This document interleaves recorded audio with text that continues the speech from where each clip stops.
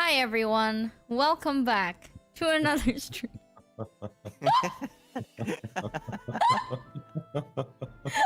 Yeah, Vox, you explain it. I can't explain this. I can't. If he can get any words out. Yeah. Dude is laughing so hard it's almost monotone, bro. Listen.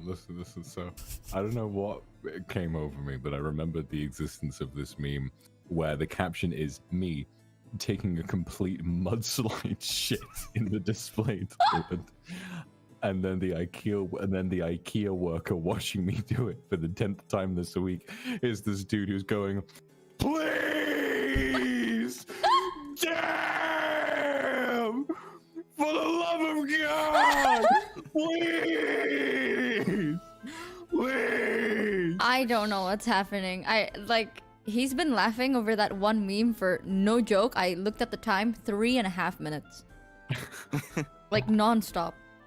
I was just saying something about the word mudslide just brings it together so much. And then saying the 10th time this week. The more you think about it, the funnier it gets. That implies multiple absolute just plumbing decimators, like plumbing depth charges every single day. This is the thing, right? Like, I think before this, Ike said where it's like, me and Ike, we laugh at like dumb noises. And then there's just Vox. That like, haha, he said mudslide shit and just balls his eyes out for like hours.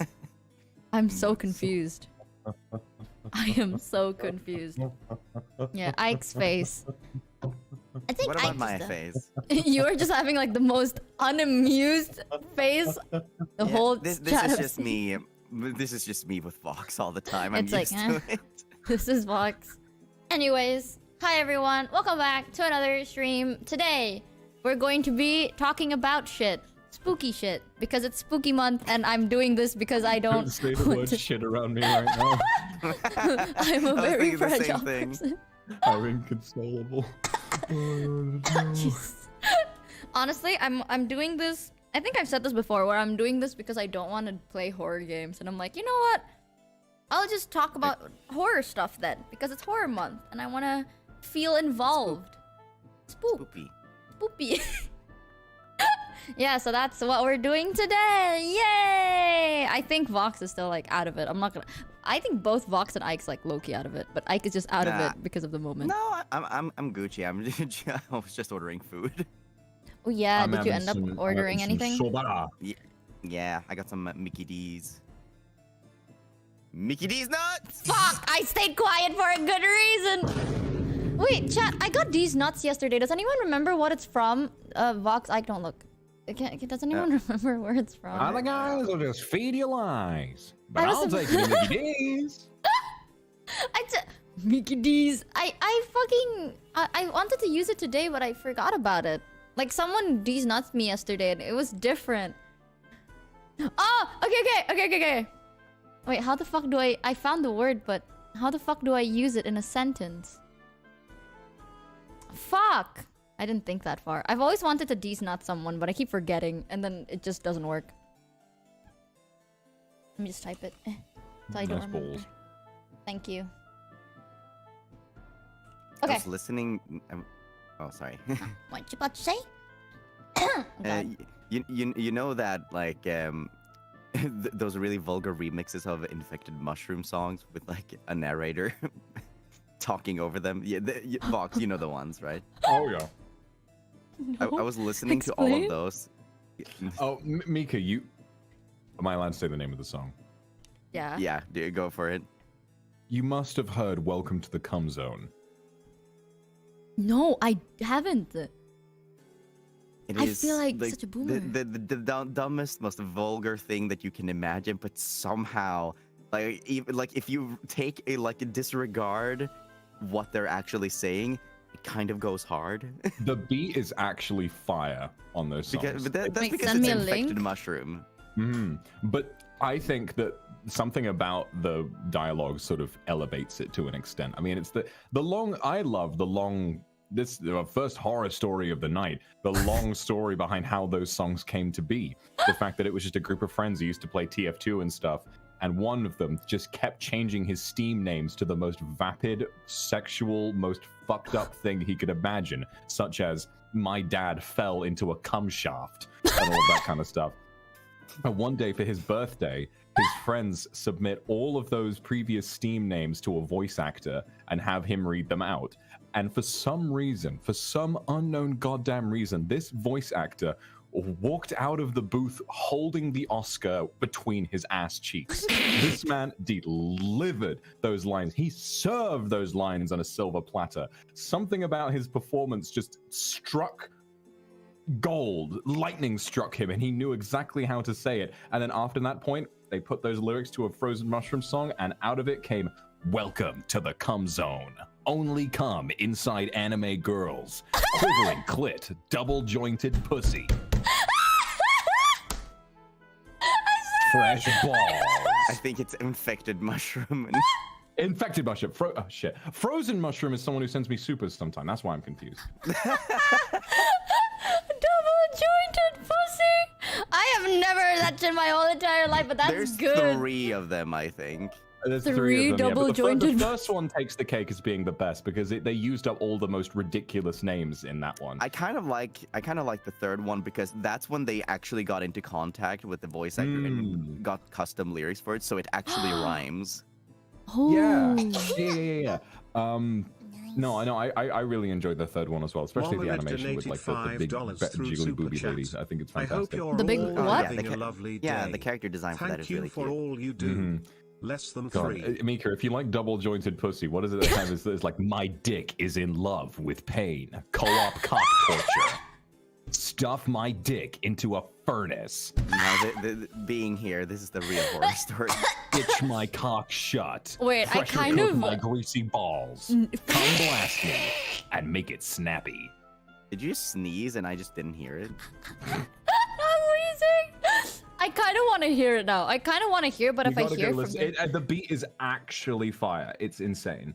The funniest thing is, I was talking about it with a friend once, and we were laughing about it, and then I just leaned into the mic and said, "Do you think infected mushroom knows?"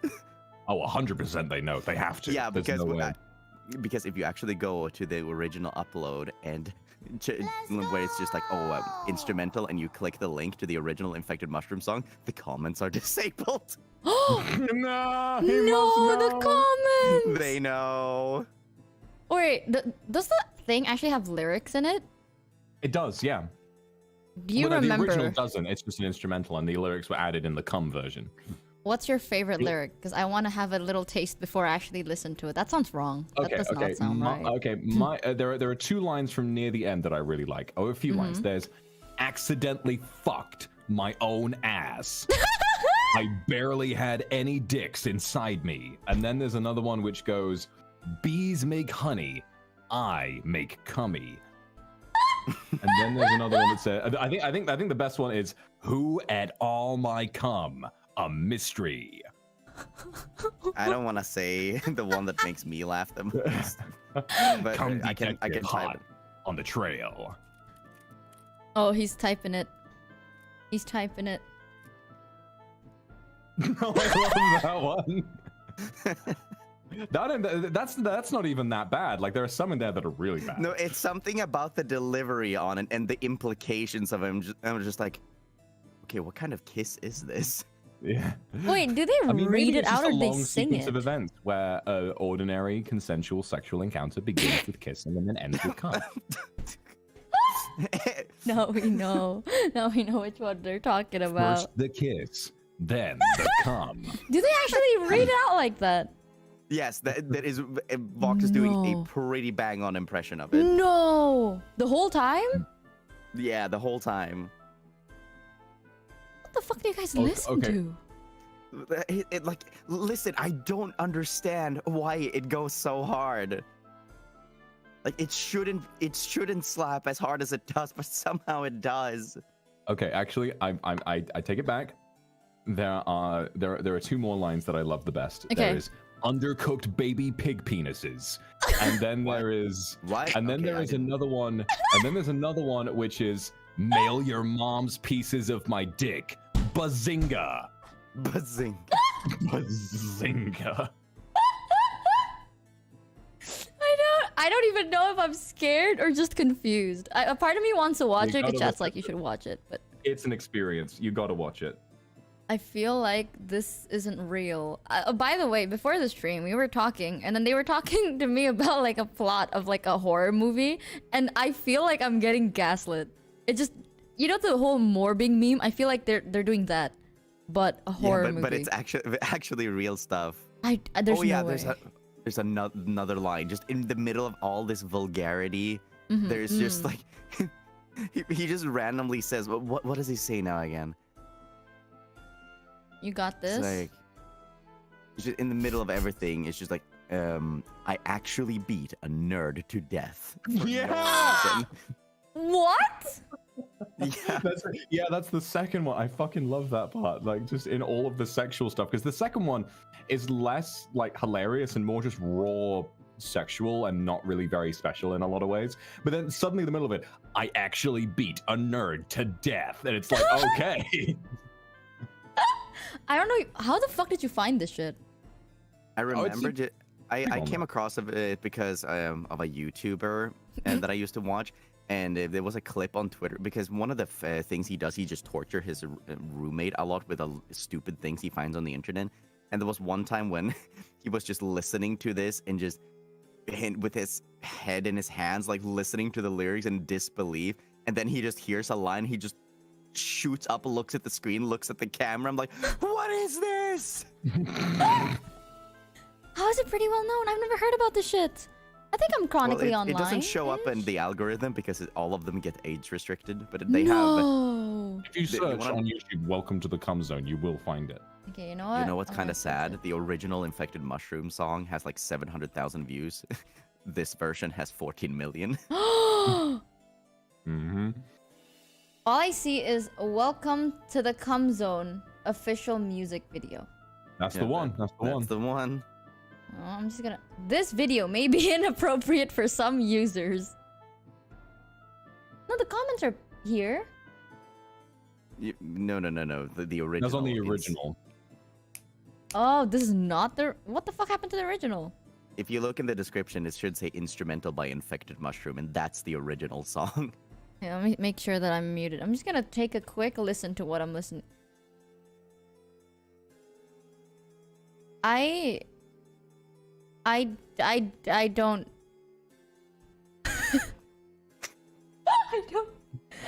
understand what's happening. All I hear is just a beat.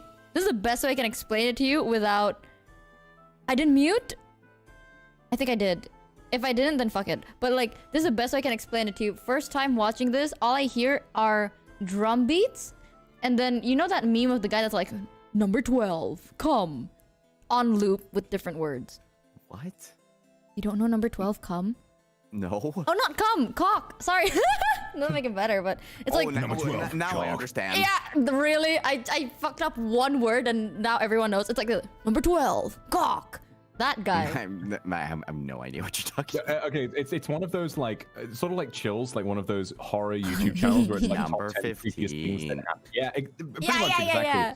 But it's this guy with a really thick British accent, and then one of it is like, "Number 6, student watches porn and gets naked." Wait, is that the guy who's like the same guy that has like a really deep fried mic and it just goes like, "Things I've shoved up my ass"? Is that the No, that's What's different. his name? Boris.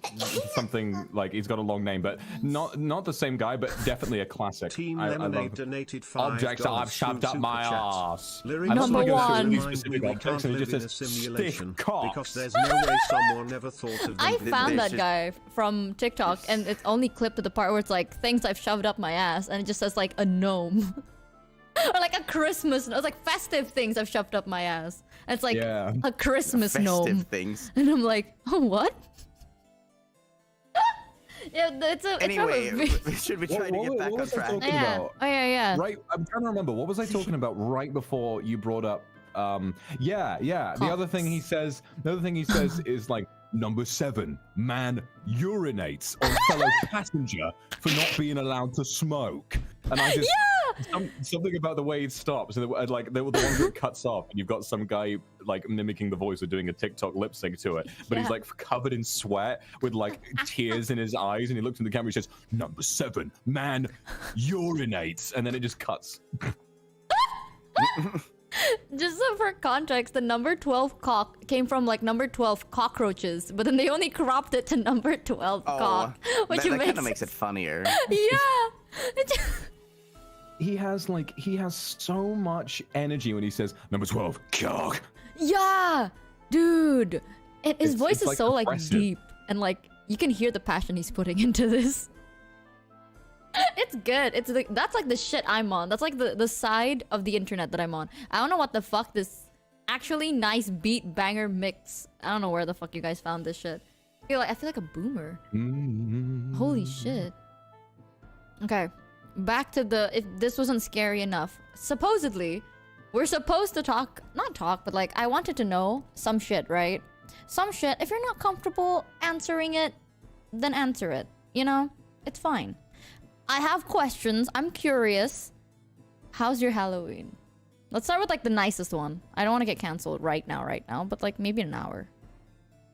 I don't know. Like so far so good. Nothing really has happened around here. I just see Vox like swinging 3 seconds ago, and I don't know what the fuck Vox is doing. Are you actually eating your soba, by the way? I am. How?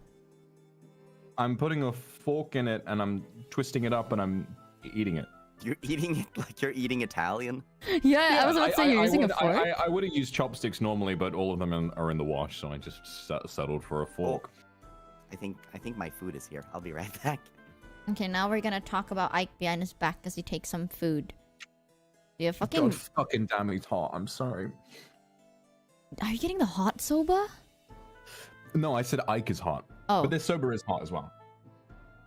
Okay. Okay, Vox, tell me the most fucked up thing you've done now that Ike's not here at the moment. You can eat. Don't worry about it. I actually beat a nerd to death.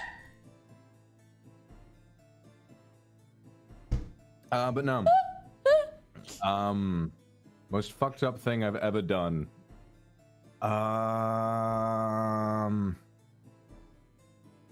God, I don't know. Is there just that much that you need to think about it for a bit? Yeah, there's a lot of different things. I Oh, would say fuck. arguably the most fucked up thing that I've ever done would be the great mudslide shit of 1999 where I did block my friend's plumbing by accident. Wow. Oh, welcome back.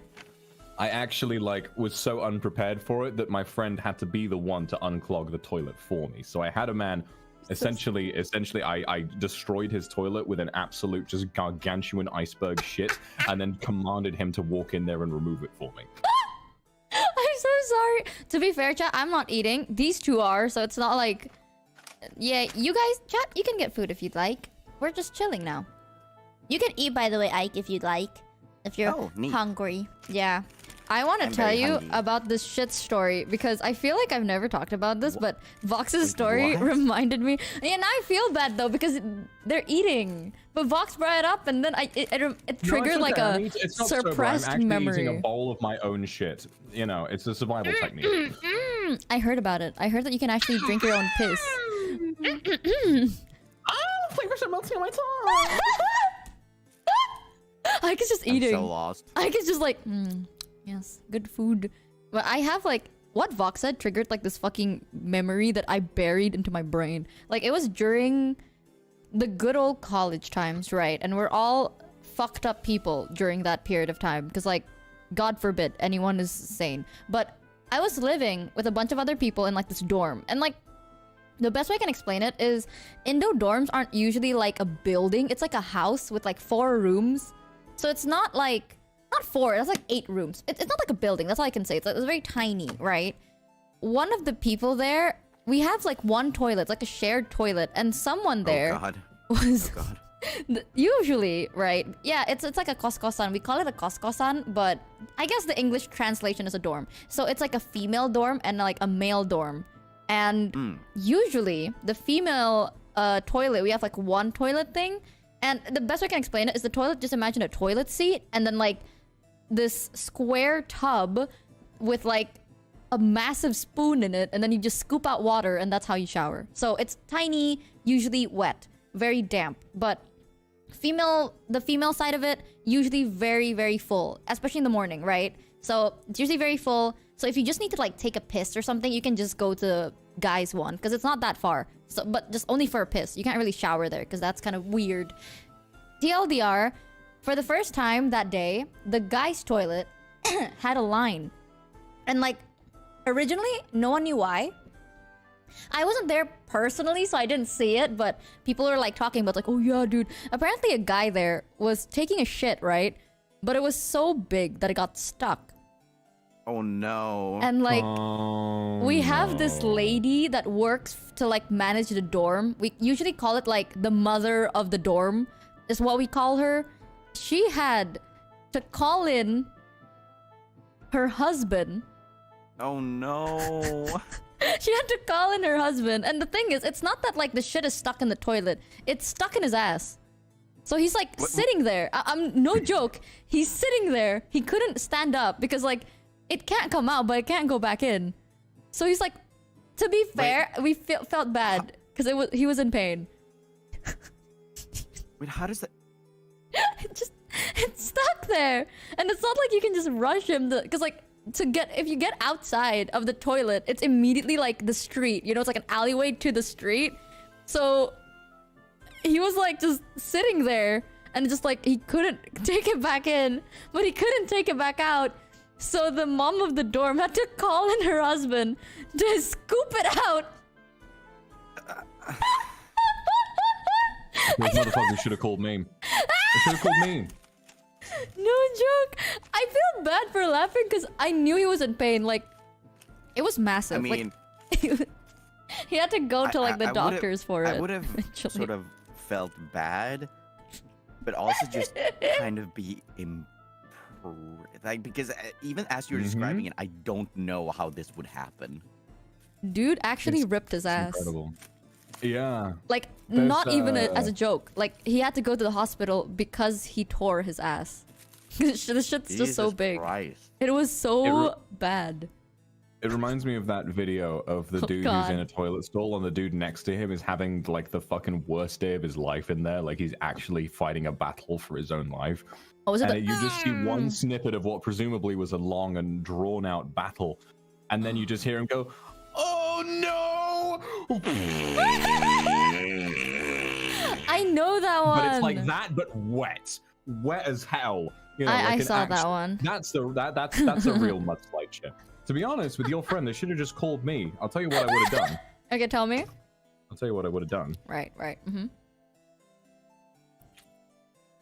He's formulating it. He's just eating. Vox is so unbothered. Yeah, he's just so he's like eating as he's talking about how he would like scoop out shit from your ass. Well, no, that was it. 20.000 dari seseorang. Oh my Pesan god. berasteris gua keras. Oh my god. No. How's your day, Ike? Worse now. It was good. That took me a while. Like when Ike said, "Oh," I was like, "No,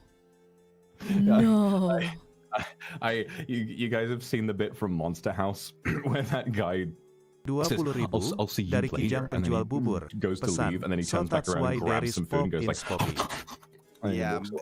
that part is weird.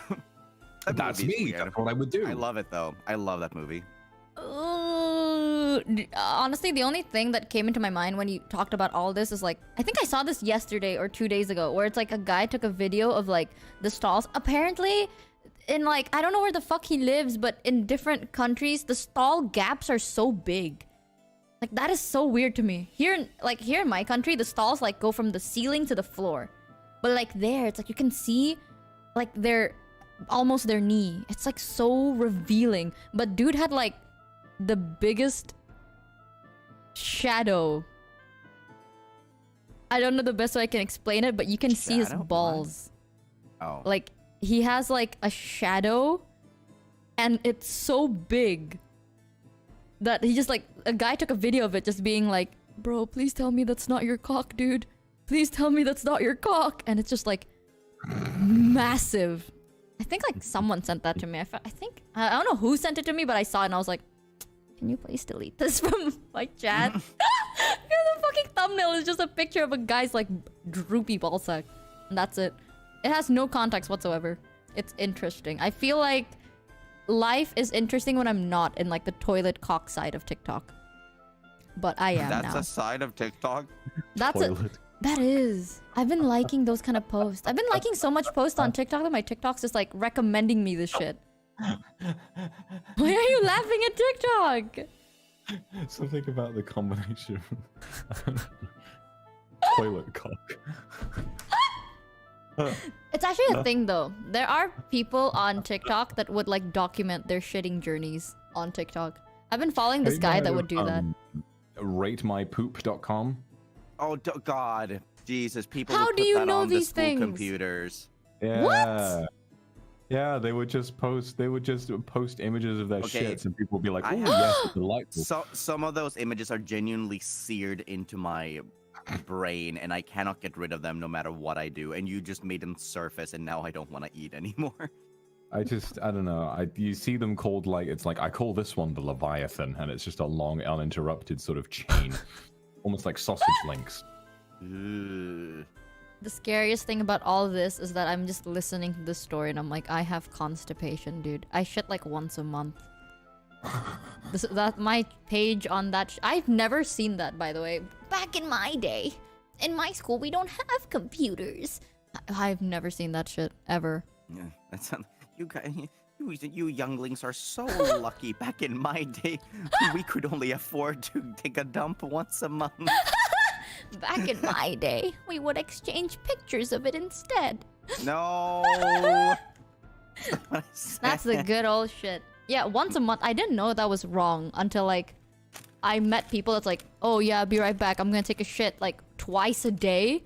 And I'm like, are you okay? Like, do you have food poisoning? That I don't get, because depending on my diet, I don't need to go to the bathroom for that very often.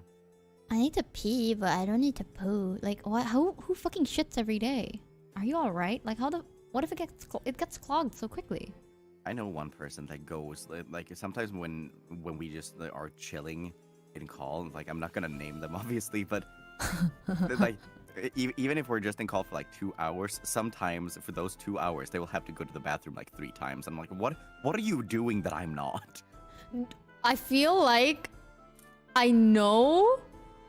I might know. No, you don't. Okay. You don't. Now we know that there are 3 people that do the exact same thing. Because I also know, like, every time I would be in a conversation with them, we'd call for 3 hours. And those 3 hours, they need to take a shit once and then piss like 3 times. It's so odd. Man, chat, you are messed up. It's not Kyo. It's Kyo. Let's just go with it. Fuck it. It's Kyo. No, it's not. Ike reveals that Kyo has very active bowel movements. We'll take As he should claim his prize, King. I feel like Vox was quiet because Vox shits every day. I'm not judging though. I mean, like, yes, King. Release the weights. I've got pretty active bowel movements. I feel it coming. I feel it coming. Oh, that just reminded me. Remember? I don't know when Vox posted this, but Vox tweeted out like, "I'm going to like drop the kids off in the pool or something." Yeah. Oh, yeah. When I saw that on Twitter, like okay, to be fair, I'm very used to the fact that a lot of people would tweet very suspicious shit. And then I have notifications alert for like a lot of like the Niji livers. So I opened my phone and I just saw like Fox Akuma tweeted, "I'm gonna drop the kids off in the pool." And I was like, he's coming. Oh my god. What the fuck is wrong with him? The first instinct that I had was like, this dude is like right before he decides, I'm gonna tweet about this exact moment, and then just that's it. And I was like, Fox, I think this is too personal. I think that you should not say these things, but pop off, King, you know? Apparently he's talking about taking a shit. Who fucking would know that? It's a common phrase meaning I'm taking common a shit. euphemism. It I is. think Yeah, the funniest one I've heard it was, I'm gonna go and dispose of the one ring at Mount Doom. What are these phrases? Why can't you say you take a shit? Who the fuck says they're gonna drop off their kids? To be fair, it's probably the fact that Vox said he's gonna drop off his kids in the pool. I mean, that I thought about it. Your sperm, technically, they are your kids, so I can kind of see why you might have thought that. Yeah, and I was like, bestie, like I think. Now see, I likes to act all polite and sort of disgusted by this talk of poo-poo and shit. But as it turns out, he actually has he used my favorite euphemism for taking a shit while we were. I've told people about this while we were off collabing. I was just sat in the living room, and then at one point you walked out from your room, went to the bathroom, and just turned to me and said, "I'll be in the office." I got that from Ike Papa. That's a really good one. I really enjoyed that. It gave me a good hearty chuckle. The only thing that was missing was me putting a newspaper underneath my arm like Al Bundy. So I'm like, if you need me, I'll be in the office. This is like new shit to me, dude. No one does that shit here. Like, we here just like go into the toilet and just say like, we're gonna take a while, and then close the door. No one have euphemisms for jack shit. I don't even know euphemisms existed. What the fuck is euphemism now that I think about it? It's like a slang, right? Yeah, it's something to like soften and like whatever it is you're talking about if you don't want to be too literal about it, which I get. It's like you know how people sometimes say Shark Week instead of the other thing? Yeah. What the fuck is Shark Week? Periods. Yeah. Oh! Why Shark Week? I don't know actually. Wait, what? I would assume because of the whole the blood aspect. As in sharks smell, you know, there is in the US there is Shark Week. Literally, Shark Week is a thing where sharks are all over TV. It's a whole like thing where every TV channel has a week of pure shark content called Shark Week. And Shark Week became a slang term for the week of the month in which a shark would probably be very interested in you because you believe him. Oh! Y'all weird, bro. No, that's weird. Y'all, I mean, we call... My favorite one was invented by a friend of mine. At least, it's their original invention. Okay. Yeah, and they would just say, "Oh, my friend Tom is over." No. Because Tom, it could be abbreviated to time of month. Very clever. I like that one. Yeah, that one's nicer than Shark Week. It makes me feel more... Okay, I understand a little. What the fuck fell? I feel like something fell. I always hear more basic ones like the Blood Curse or the Red Baron. What? How is that basic? That just sounds like Dungeons and Dragons. Yeah. That can't be real. I feel like I'm getting gaslit when I talk to them. Like the shit you guys are saying is like, oh yeah, no, I know that, and I'm like, no way, right? Someone in chat said I call it auntie. Now, we in the UK have a really fun, another one. Visit from Aunt Flo is a good one. Okay, that makes sense. That makes sense. The Crimson Tide is cool, is a cool one. But also, my personal favorite, and I'm going to talk about this guy again later, is my mate Stumpy. Stumpy is a mate of mine who I've known for many years, and we call him Stumpy because he's a pretty big guy. He's quite built, but he's got very small hands, really small hands. Cute. And so we call him Stumpy, and he doesn't like that. But you know, we all like taking Nick. He calls it. He has never called it anything other than being on the blob. And I think that's the funniest shit I've ever heard. On the what?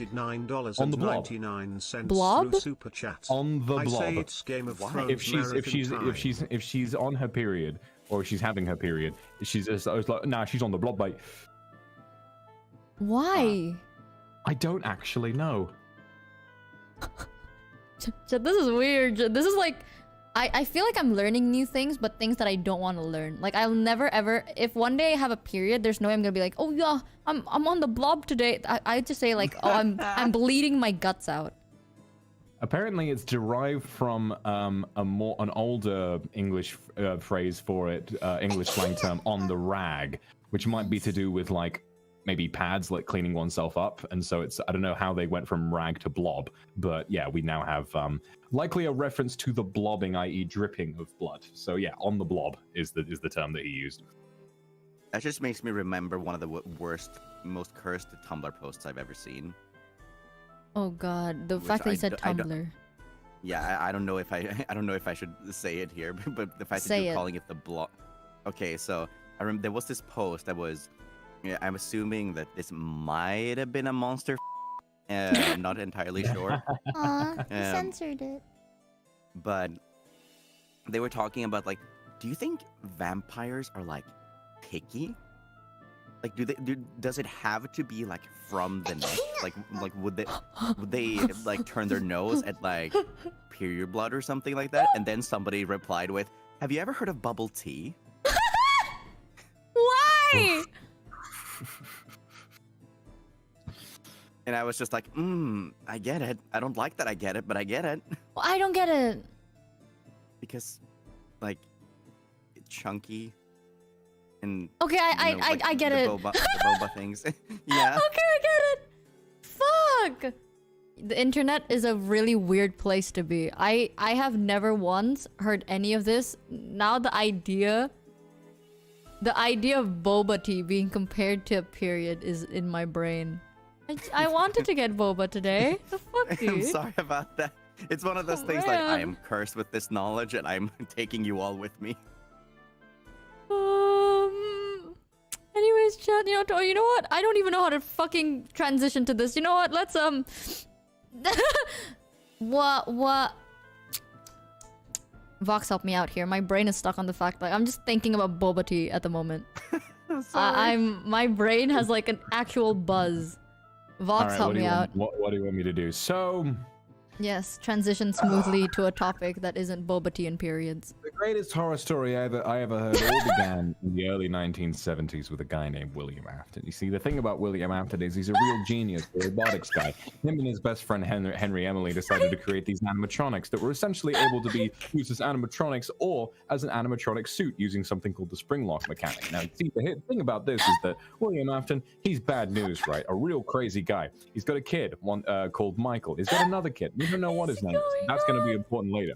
Essentially, one day, the older kid, Michael, decides to bully his younger son and then loads him into the mouth of one of these spring-lock creatures, and bam, the kid's head gets bitten clean off. And William, not happy about this at all. Then, following this, the kid goes into a coma and passes away shortly after, and William I'm Afton not even gonna decides he disturb needs this. to bring his son back to life. And so he starts killing loads of other kids. He wears one of those spring-lock suits to try and kill enough kids to the point where the remnant from their souls can be used to bring his son back to life. But of course, he doesn't know this isn't how it works. Every time he kills a kid, this spirit bonds their souls to other animatronics, and eventually life catches up to him, and all of the spirits trap him inside that suit where the rain causes the spring locks to malfunction, and he's trapped inside it forever. Years pass, and eventually, yeah, FNAF happens.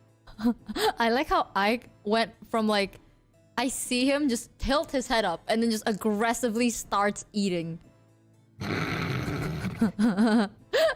What, Vox, what's your amazing talent? Oh, I can recap the whole lore of FNAF in like under 5 minutes. Anyways, that can be a thing. I remembered like, oh fuck, that just reminded me of the fact that like, so I was talking to Staff-san, and that's like the most horror thing that I can start a story with. I was talking Oh no. to my Oh, no. managers, and they asked me like, so Mika, we want to ask, what's like something like, if you want to flex, you know, you want to have a cool trait, what's your special talent, like just so that we can flex or something. And I didn't fucking know what the fuck to say, because I'm like, God, I don't know what the fuck is considered cool, but I really want to impress them because I'm a suck up. So I was like, shit, I can roll, like my eyes can dart like Perry the Platypus. So I just started like in doing different that. direction? Yeah, I can make one of my eye go to the right and the other one go to the left, like in the opposing Brendan donated directions, $5 and I look like a through Super platypus. Chat. So, And they're like, do you think what? William Afton likes So then I boba started tea? sending them selfies of myself doing the eye thing. So they're like, ah, look, in this angle I actually do kind of look like it. And they're like, Mika, I meant like a skill. Apparently they're like, you know, maybe you can sing or you can draw, and I'm like, I can look like a platypus, you know? That just reminded me of that moment. We have very... Mika the platypus! You sound like it! No way. You know, if I had a VTuber who can look or sound exactly like a platypus, I'd have 2 nickels. Which isn't a lot, but it's weird that it's happened twice.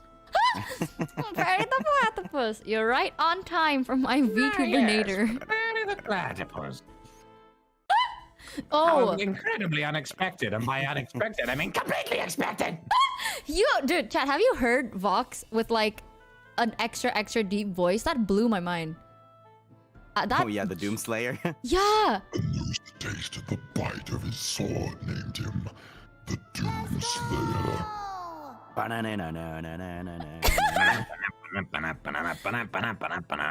That blew my fucking... Wait, Ike, what happens if you use it? I feel like I just turned into James Charles. I try it. I'm curious. Give it a go. I think this is the one. No, that's too deep. Is it this one? I don't know. Does anything sound different? I don't think so. No, nothing changed. Dang. But the one, the first one worked. Huh. Is it here?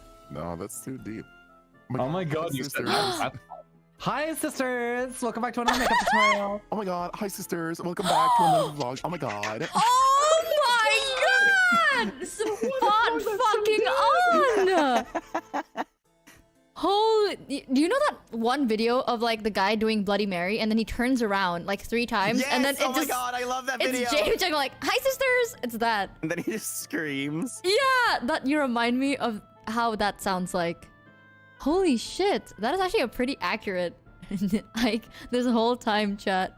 Ike is just James Charles, we just don't know it. But it's not even just me. I feel like that happens to everybody that uses that exact setting. I feel like it doesn't. No, it doesn't. Does it? No, you just need you need to like pitch it down by exactly 1. Okay. No, that's bad. Oh shit, sorry, you didn't hear that. Oh, what? I can do it like this. I feel like I sound... I don't know You how... sound Valley Girl. I do! Oh my god, bestie. So like, today... I do! No I can way. hear the nails. Oh my god, bestie. I can't do the nails. I do have long nails, but like, it is so not it. We got Slay Queen. Yes. I can only do that. That's Queen. Listen. Life is too short, girl. Cheat on him. Dude, there's this my friend. Okay, so one of my friends, they're dating, right? And then this other friend that I have, he actually has like a Valley Girl accent. I don't know why, but like unironically, he has like the best Valley Girl accent. And it literally happened today because I was talking to them. He was just like, "Oh my god, bestie, I keep telling you to break up with him like 6 times now." And she's like, "Okay, we're actually planning on getting married soon." And he's like, "Oh my god, congrats. Like, am I invited? Like, don't tell him that I told you to break up though, like for real. But like, am I invited?" It just reminds me of that energy. He has like the weirdest Jesus. way of like conveying thoughts. Something that happened today though that's like super out of the blue and it just came out to me. I have a friend that has a daughter, like a baby girl, very, very cute. And like every time we meet, I would give like the kid my phone because I have a lot of like apps to like for kid games because I like kid games. No, but I would give her the phone and she can just like browse through it and pick whatever she wants. Arguably, she can open Twitter and then like just type something on Twitter and I wouldn't know. But not the point. She's never done that. She's great. But today I got a text from her like a couple of hours ago and she was like, Mika, can you screenshot like the folder you have because they wanted to download every game that I had. So just as like a trolley joke thing, I decided to change my wallpaper into like really fucked up like skewed pictures of Dwayne The Rock Johnson. Just like morbidly weird pictures of specifically The Rock. And then I just started screenshotting the folders and I sent it to them and then they literally have me blocked. What? They blocked me. It's been 3 hours. They blocked you? Black Adam. Black Adam. Black Adam. Black Adam. Oh, I have so much. I was about to tweet it out, but I didn't know how to put into words, and I was like, you know what? I'll just tell that story on like stream later, because I didn't know how to fucking word it on Twitter. But chat, we lost a friend. Rip. I thought I was being funny. Fuck. I would have thought it was funny. Thanks, man. A real homie for that one. Another thing is that I tweeted this one at least. My roomie saw my history today. So that's like another horror thing. I'm a Your pretty history? private person. Yeah, you know like on your browser history? Oh, okay. Like, to be fair, I don't do anything weird, okay? My browser history is either YouTube, TikTok, or Twitter. But a couple of days ago, my clipper, literally the person that makes clips for me, that I post on my channel, they liked this post about like this video, and I got curious because I was like, wow, let's check it out. So I clicked it and I read the comments, and the comments are saying this is a live action. So I did more research, and it's just all there in like this weird clump in my history. And my roomie saw that, and I don't know how to tell her that it's for research purposes, because it actually was this time. I feel like I'll tell you might what be the on some sort of solution is. list as an author, because as an author, you gotta sometimes in order to keep things scientifically accurate and consistent with reality and the logic and how things operate, you gotta look things up. I feel like sometimes I just have to type into Google like, "Hey, to the FBI agent watching me, I swear to God, this is just for writing." What is the weirdest shit you've ever searched? What is the Now, weirdest- quickly before we move on, I just want to say, Okay. if you're ever caught in the act, you're caught choking the chicken, beating the bishop, whatever it is, you know, two-finger taco tango, whatever it is you want to call it. Great. I would say the right way to sort it out, exactly what you should have done emotionally when this person found your browser history. Taking Just tell notes? the truth. Well, they ask, what is this? And you say, what does it look like? Someone walks in on you, you know, Ike looks so mad. looking the pole. All you have to do is look them dead in the eye and keep going. Ike is just... Look at Ike's face. Why do you look like this? Keep going until you're finished. It is your private time and they're interrupting you. I can proudly say I have always been a very safe person. I have never made that blunder whatsoever. Actually, me neither. I'm That's very a safe fucking about lie, it. and we all know it. No, There's... that is genuinely true. I've gone for many danger wanks in my time and I've never been caught not a single time. What the fuck did you just call Danger wank. it? What the is there... That just Like implies Danger there's a Mouse. safe wank.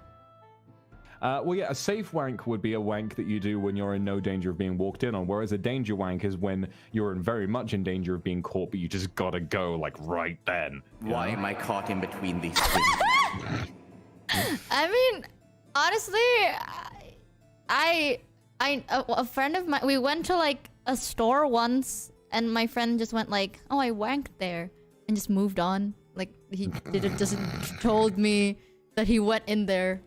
Okay, So that's a better interesting. question. What is the riskiest place you've ever masturbated in?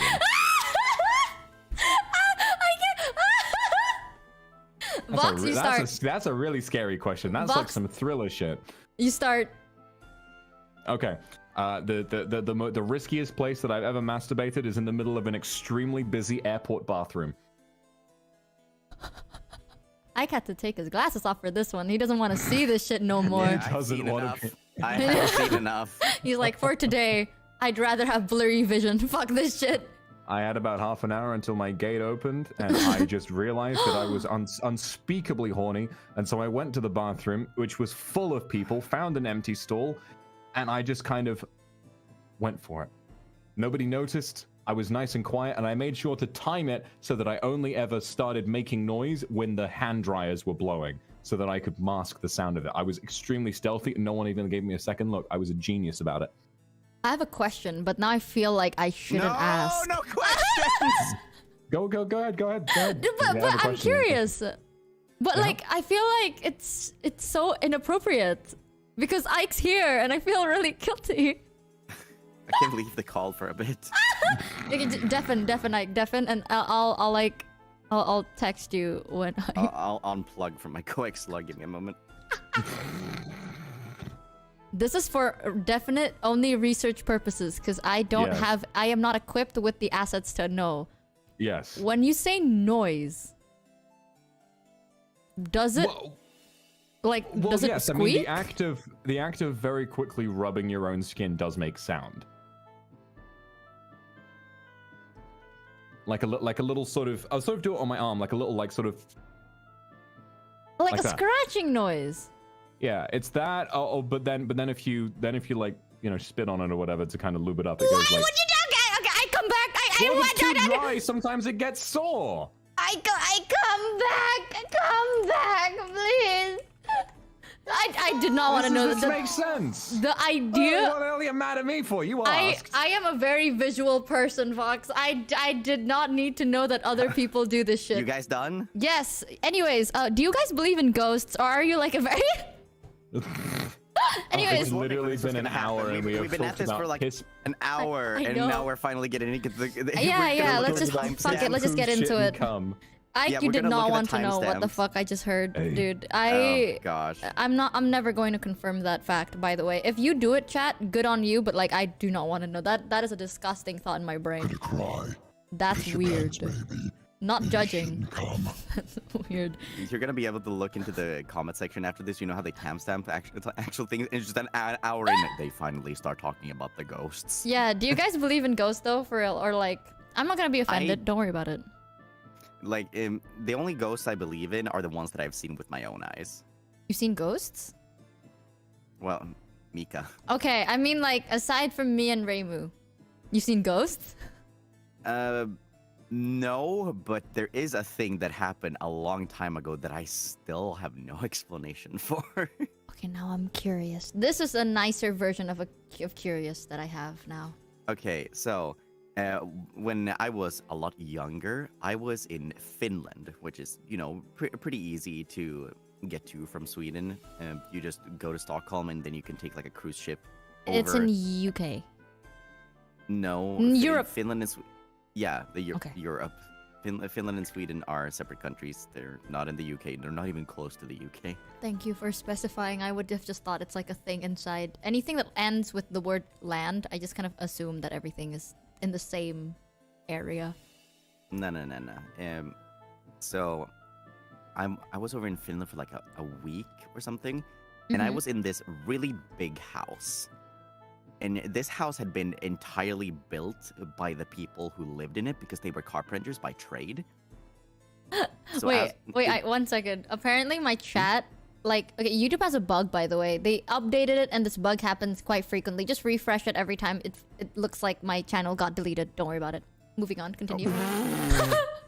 I've had this again. I know, right? It won't be my first time. Good. Please, I need a break. Just delete my goddamn channel for like a week. I need the rest. Continue. I'm intrigued. Yeah, they built this house all by themselves, and the upper floor, it had a basement level, it had a ground level, and it had a like upper level. And if you went up to the upper level, it was just like everything was one big room. with, Oh, like an attic. Yeah, and no, like it wasn't an upper floor, but everything was just one room, and it was big, and it Oh. had this pillar in the middle that was pretty big, like that acted like as support for the whole thing. Mm-hmm. So this place was really echoey, really empty, and a little bit creaky. So there were 2 bedrooms here on the opposite, because if you look at the house from above, it was sort of rectangular, and at each ends of this giant like space on the upper floor was bedrooms. So I was sleeping in one of the bedrooms, and in a pretty spacious bed. And when at night, this house gets freaking quiet.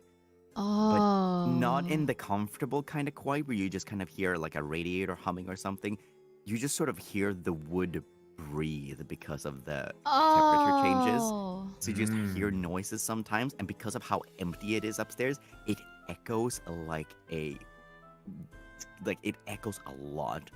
And I'm not kidding when I say this. Once when I woke up, and then I swear that I was awake. I wasn't dreaming, or I wasn't having like sleep paralysis or anything. I woke up, I rolled over, and I looked at the door, and I just waited there for like I just stared at it because I couldn't sleep. And the door handle, I swear to God, pushes down. No. And stays down for like 5 minutes, and then goes back up. And I don't hear any footsteps or anything, and like I didn't know what to do.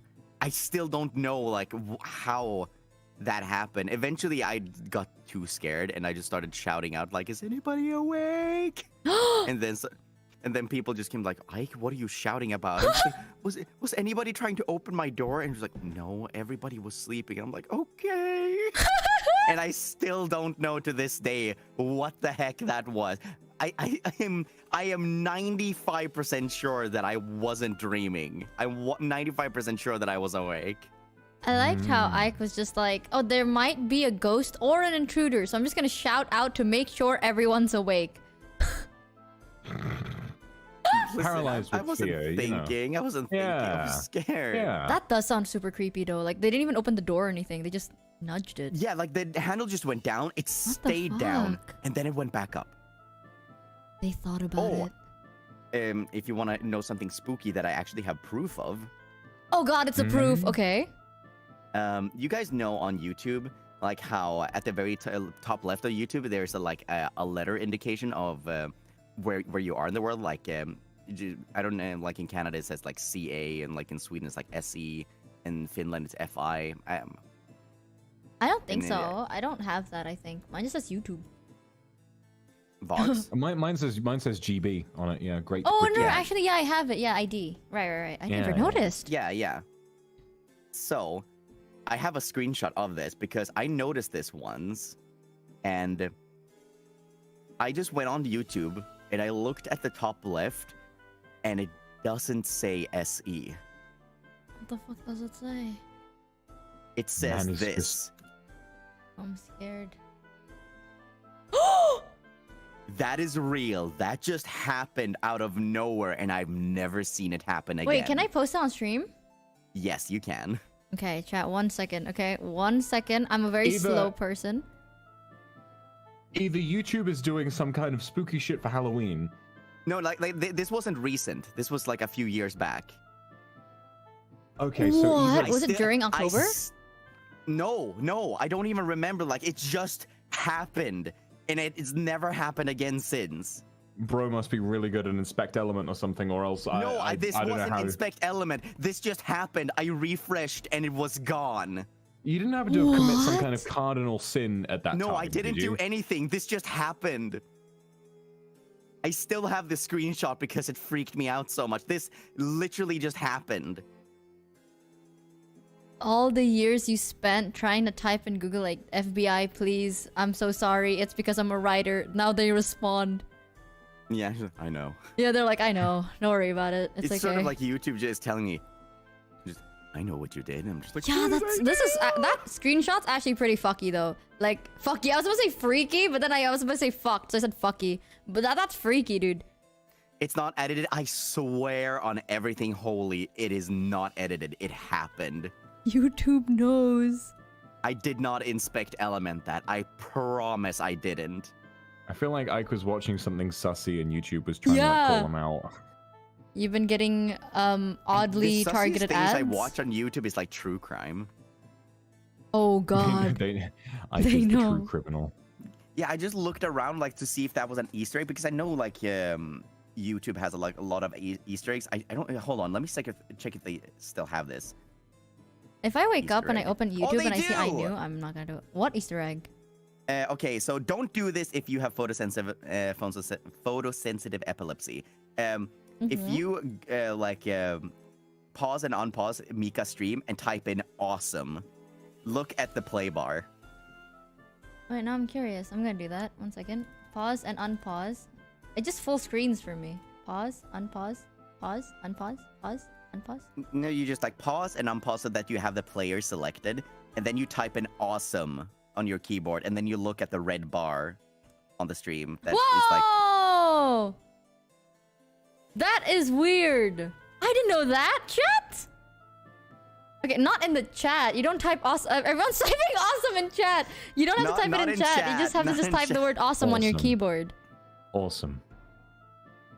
Awesome. Yes, Susan. This is like the freakiest thing I've seen in chat. Just everyone going awesome, awesome, awesome.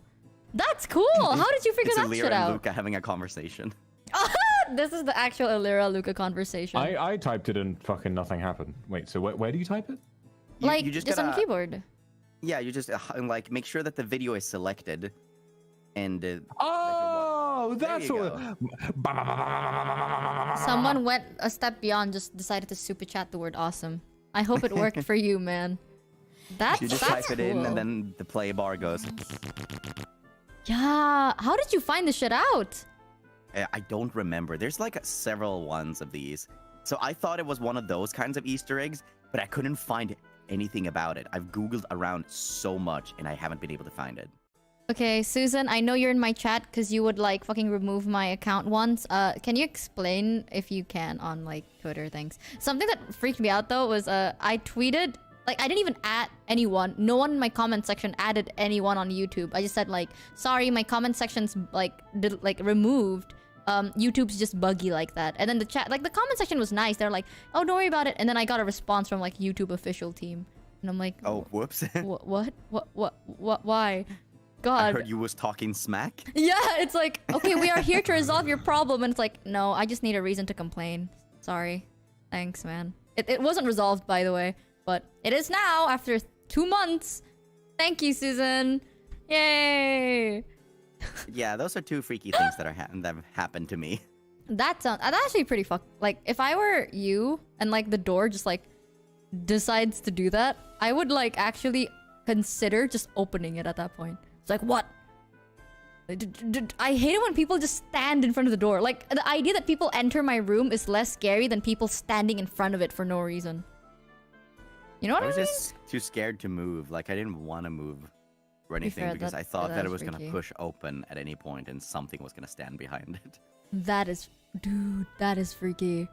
I had a... Like, I don't know if this was a dream, to be fair. So I've never really talked about it like it's real because I would have very vivid dreams, right? I had a dream once, Right. or maybe it wasn't. I don't fucking know anymore. But I used to live with my roomies, like family. So I wasn't alone. I slept with my roomie.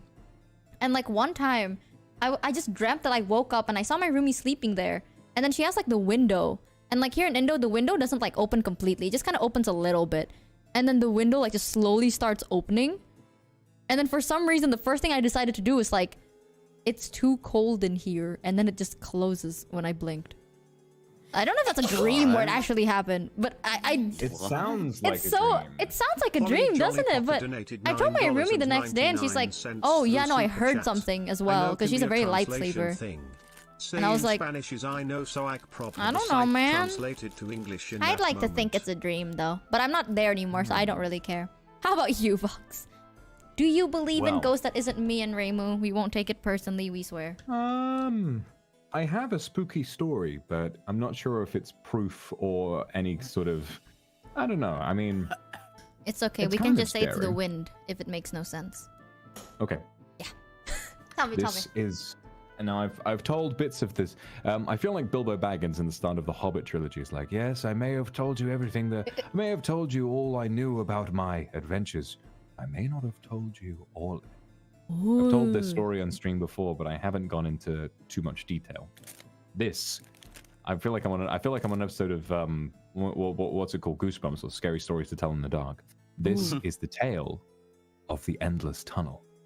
So, a few years back, I was still living in my hometown, and I was out with the boys. I had had a rough time recently, and they offered, you know what, Vox, mate, let's take you for camp out. And I thought, well, that sounds like a fantastic idea.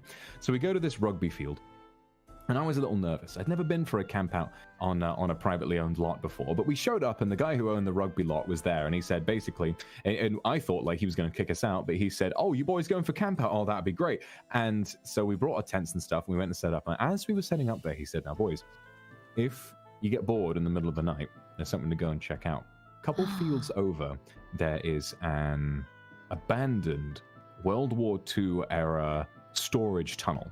And it used to be used to store ammunition and weapons during the war.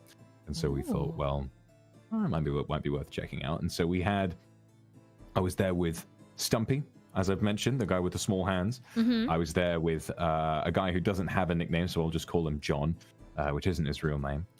We had Woggle, who is another mate of mine who's very sensitive and quite a small man. A bit of a he's grown up now. He's a bit of a sashhead now. And we had one other person. I can't remember, but essentially the important part is my friends and I decided, all right, we're going to go check this out. We turned to Woggle and we asked, do you want to come with us? And he says, no, I'm going to keep watch. And so he stays by the campfire. Smart. And me, Stumpy, and John, we all walk through these fields, and it's quite a walk. In the dead of night, with our phone flashlights, we start walking, and there are cows out there, and one of them jump scared me. One of them went like, moo, like, and it scared the shit out of me while I was walking. But we kept walking. We got quite lost after a while, and we were just listening to some music on someone's phone. And eventually, we found it. We clambered up some sort of broken down, like crumbly rocks. We started climbing towards the entrance, and the entrance was this railway track that went down into the earth with big holes in those wooden slats, you know, that make up a railway track. So we kind of had to hop from plank to plank, just hump. That's like the biggest red flag I've ever heard in my life. And we went down there, and they creaked. We went every time we stepped on them, and we went down. And the railway tracks bent around to the left, and they went deep down into the earth. And so we decided, fuck it, we're going to go see what's at the other side of this thing. And so we start walking. And bearing in mind, obviously, there is no light down here. So we've got our phone flashlights, and that's it. Our phones run out of battery, we're fucked. And so we just start walking. The railway track sort of funnels into a very small track, almost like it would have been a minecart or something, probably used to transport things from one end of the tunnel to the other. And we start walking down, and there are graffiti all over the walls, you know, stuff like hearts with initials on them, you know, A+B and all that. And so we thought, you know, this must be a bit of a hangout spot for some people. And we kept walking, and we kept walking, and walking, and walking, and walking, and walking, and walking. And we had been in this tunnel for an hour, and we were no closer to the end. And of course, this underground tunnel has obviously we're underground by this point, and it's a deep downward incline. We are going deeper and deeper into the earth as we walk.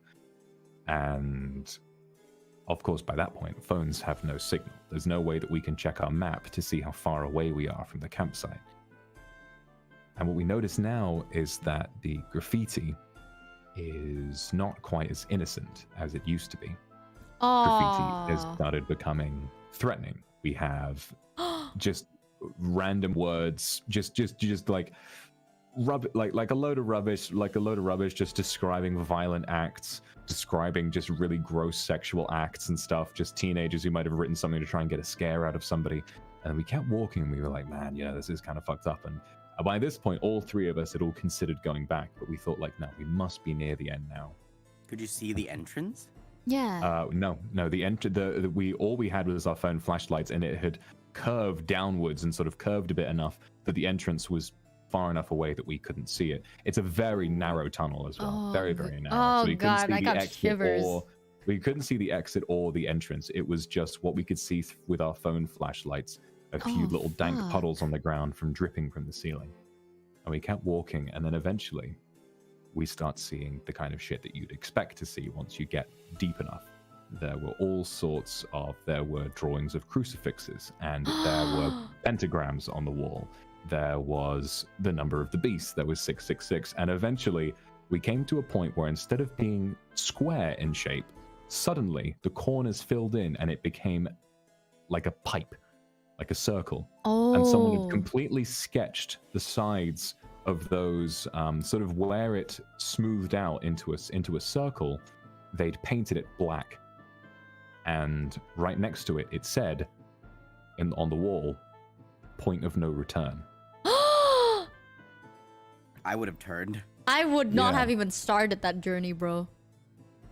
And that's 100% real. Did you like turn around? We considered it, but then we decided that we have to be close now. It's the first change. It was the first change in anything that we'd seen in such a long time. We were mortified, but we thought we needed to try and find something, right? And so we kept walking.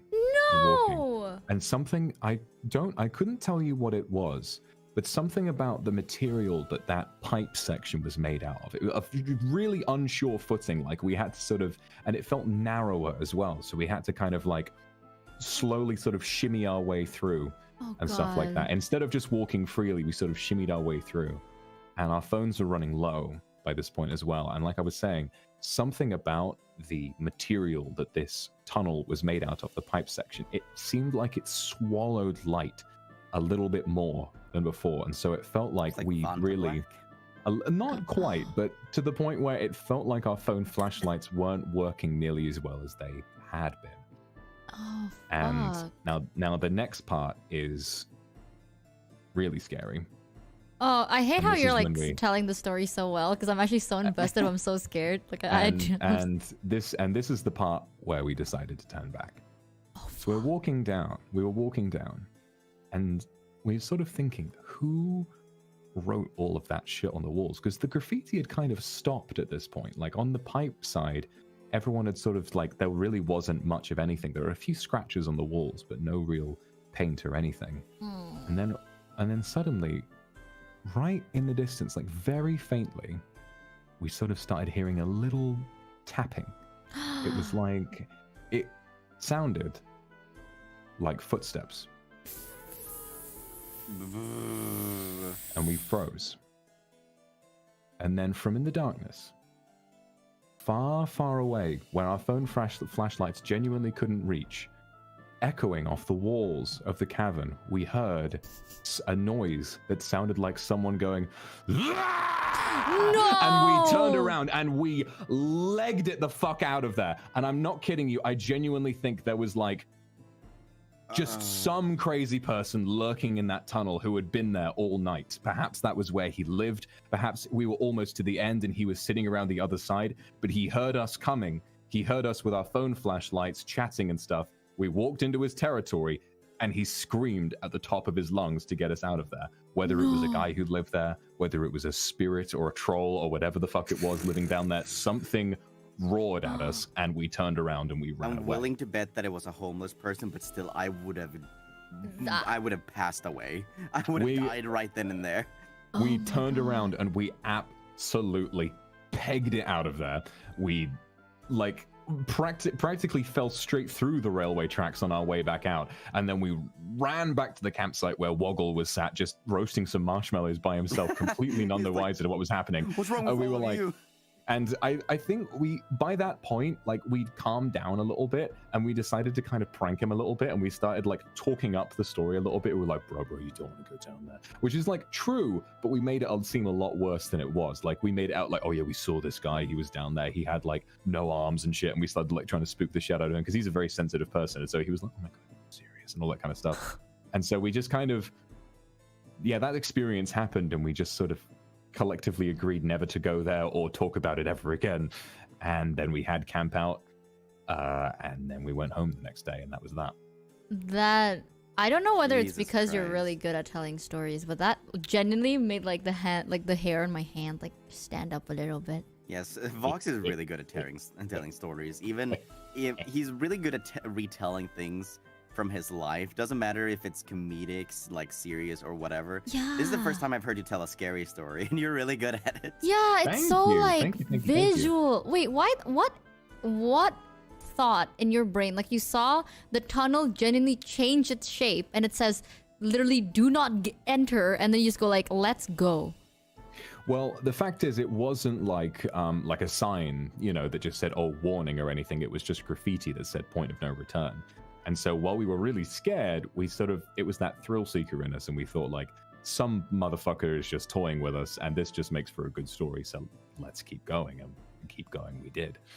I would have stopped the moment like shit started creaking, dude. Like, if I have to walk and it creaks, I'm not proceeding. That's like nature's way of telling me it's not good. That's fucked. That genuinely made me so like shivery. I had to like push the right side of my headphone like a little further because I didn't want to like hear it escalate. I got so scared. That is the scariest story I've heard so far. What Good. the I'm fuck? glad I could be of service. Like- Yeah, it was definitely scary when it How happened. far away was that roar? Like, was it like Yeah. really far in the distance? It's genuinely, because of the acoustics of the tunnel, kind of difficult to tell, and that was the scariest part. It's Oh, like God. he definitely wasn't right in front of us, but he could have been close, like a good sort of sprints difference away, to the point where, it echoed off the walls, and so maybe it sort of turned at one point, and we sort of heard it reverberating, but it was Maybe it loud wasn't enough. Could it have been any other sound that just like sounded like a scream when Like a after it falling like pipe. bounced off the walls so many times? Honestly, like, I really couldn't imagine it being anything other than a person, because it sounded so guttural. Like, it sounded like a guy, a guy who had probably, been smoking, and you'd hear the rattling in his throat, and you could hear sort of like how gristly his voice was. Like, perhaps the kind of person who, considering he hangs out in a tunnel, he, maybe doesn't speak all that often. And so when he opened it, it was like his voice cracked a lot. Oh, that is like we'd so sort of woken somebody freaky. up who'd been asleep for a long time. Oh, that is oh god, the world is ending and it's all Vox's fucking fault. You shouldn't have woke them up. It was just listen. At the end of the day, it was probably just some homeless guy who found a place to stay in an You abandoned tunnel, cannot which chuck fair that up play to a them, but- homeless guy, bro. Like, there is no way the homeless No, guy homeless decides to live people- there. No, like some homeless people are like who have fallen in hard times. It's very tragic that are just like sadly struggle with like not only with the poor hand that life has dealt them. There's usually like a lot of psychological and mental problems that they're also wrestling with. So they can do definitely. really unexpected things. So I would not like put that as an impossibility. Perhaps to him, whether it was a ghost or whether it was something else like that, perhaps, I mean, now let's think about this from his perspective. It's sort of like, it reminds me of a video I saw where someone is climbing with like a body cam, and suddenly he gets attacked by a bear. And the way he fights the bear off is by sort of kicking at it and going, Oh, I saw! and just making himself seem as loud and as huge as possible to kind of scare the bear off. I imagine hearing three people, maybe with voices that he can barely recognize, sort of approach him in the tunnel. His strategy was to just make himself seem as terrifying as possible to get us out of that. And to be fair to him, it worked. Yeah. That makes sense though, but that is so fucking like the fact that you had to walk for that long and then it changed its shape and like when you told me that's where I was like, okay, dude, at that point I would have just left. The moment I saw graffiti, I'd be like, nah, I'm out of here. That is And remember, we'd been walking for an hour, and we ran back for almost an hour with the implication that something had been chasing us the entire time. So every time, obviously, none of us could run for an hour. And Stumpy is built, but he's like more of a bodybuilder than a cardio guy. And so every time we had to stop to catch our breath, we were aware that something could have been catching up with us. Fuck, dude. Imagine if you would have kept going and then you get to a corner and then you're around and all of a sudden you're standing in the back rooms. Wouldn't have even been remotely surprised. It felt like a backrooms level. It very much felt like unlike something real, because I would never have thought that people who write graffiti in tunnels like that decide to sort of make them that cinematic. Like, if I was down there, I wouldn't have written "point of no return" on the wall. I wouldn't have thought to do that, but someone clearly did, and it felt way too spooky and evil to be real in a way. I feel like none of my scary experiences is ever gonna top that shit. Like, yeah, that's pretty up there. That is really. I keep saying this to people where it's like, I will never go camping. There's just no way. Camping is already like the biggest red flag in my head. It's like, have you gone camping, Ike? Yeah, many times. Camping's amazing. I love camping. Camping is like the scariest shit. Every single horror game movie is always like, oh, they went camping this one time, and it's like, yeah, no. Isn't that just Friday the 13th? That's like the Friday the 13th. There's also the quarry. It's always camping. I never play the quarry.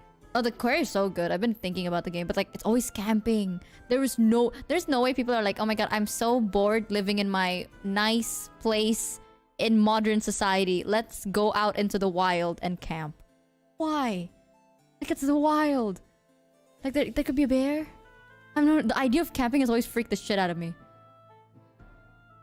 Yeah, I do get that. Like, because I am such the a forest pussy. is like this is gonna sound so ominous, and I don't mean it to be, but like the woods, the forest, the wilderness, it's alive no matter what time of the day it is. You are the There's type always of get- person that I avoid to camp with. What, me? Yeah, it's like the woods are alive, Mika. Like, goddamn, then let's get the fuck out of here. The fuck? But it's true. How? Like, what do you mean alive? Like if the you and I tree? were just out walking in the woods, like on a path or something, even if there was no moonlight or anything, if we just heard like a ooh, ooh, I'm be like, oh, that's an owl. No, I'm gonna be like, that's a demon. No. I'm okay, to be very honest, I am like a big scaredy cat. Like, I can listen to the stories that you tell me, but like, I'm not going to live vicariously through you, dude. There's just no, I'm too scared. I think the dumbest thing that I've ever had was like, I had a friend, somewhat like, literally the best way I can explain it is imagine if one of my friend has like the personality of like, imagine like Ike, so it's like super calm, but they low-key would like troll you. So it's like, imagine if Vox and Ike kind of merged together a little bit, but they're kind of more of an asshole. But they're just very, very calm about it. It's like, you don't know if they're being an ass because they're just so calm. I don't know how to explain it, but I went out with them one time and they were just like talking about like, oh yeah, let's just like, there's this area near where I live where it's near the ocean, because in Indo there's a lot of places near the ocean. And then it's like, it's not even on the beach, it's kind of like a pathway, right? I got so scared because I'm trying to get used to the sound of the ocean, like being like shh, you know. I'm just like, okay, it's just docile rain pog. So I was just like trying to get used to it, and there's like this super loud sound of like, you know when you start a motorcycle but it doesn't work and it goes like vroom. I don't know the best way I can explain it. It's like a motorcycle the noise. stalling? Yeah, it just kind of sounds like something explodes, but it's not like an explosion. It just sounds like when you try to turn on a motorbike but it doesn't work. There's like that sound, right? And I got so fucking scared. I just like stopped. I stopped and I started like thinking like, okay, Mika, you first run to the left and then immediately you dodge this thing and you jump up that thing and then you go here. There's a near hospital 3 kilometers away. You run to the I was like planning my escape route and my friend's like, haha, sorry, that's just my phone alert. Oh. What the fuck does that? That What shit's the hell? premeditated, bro. Like, no fucking way. I was so fucking scared. There's no way I'll ever go camping. I'm just gonna be honest. Like, That's no. oof. That's like That's the dickiest mean. move ever. That shit was premeditated and you know it. He was like quiet the whole time and I felt the silence. I was like, okay, you know what? I'm just gonna imagine that I'm in that one scene from La La Land. No, dude. Fuck. Which scene? I don't know. I only watched like a minute of La La Land. Really? Oh, if you Yeah. want, if it's the intro, it would be the one where they all get in Yeah, the cars yeah, and saying, "Just another day of sun." It's when they're dancing and it's nighttime and there's like a bend in the road, I think. They were like dancing near this one chair. I don't know if that's how the best way I can explain Oh. it. Oh, I think I know which one. Yeah. I was trying to imagine myself in those kind of movies so I feel better, but fuck no. Love made me sad. It did. But I respect the fact that they're ballsy enough to pull that card. Yeah. Vox is just having the time of his life. I'm I'm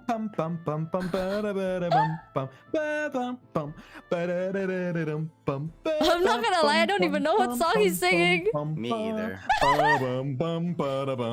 Yes, King.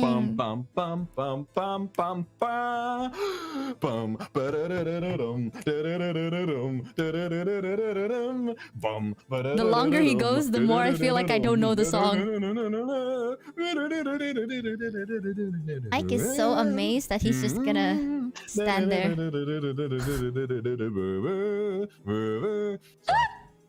I don't even know. What song is that? The fact that you felt compelled to go that far, well, Right? with us just kind of like, we're Just just like, gonna let him be. Yeah. The song is called "Waste of a Lovely Night" or something to that effect, and it's like the first time that they talk to each other, and they're sort of like acting all like catty with each other, and it's like, oh wow, yeah. look at this scene, it's so romantic, and they're like, yeah, what a shame it's us two, we're not in love, we hate each other.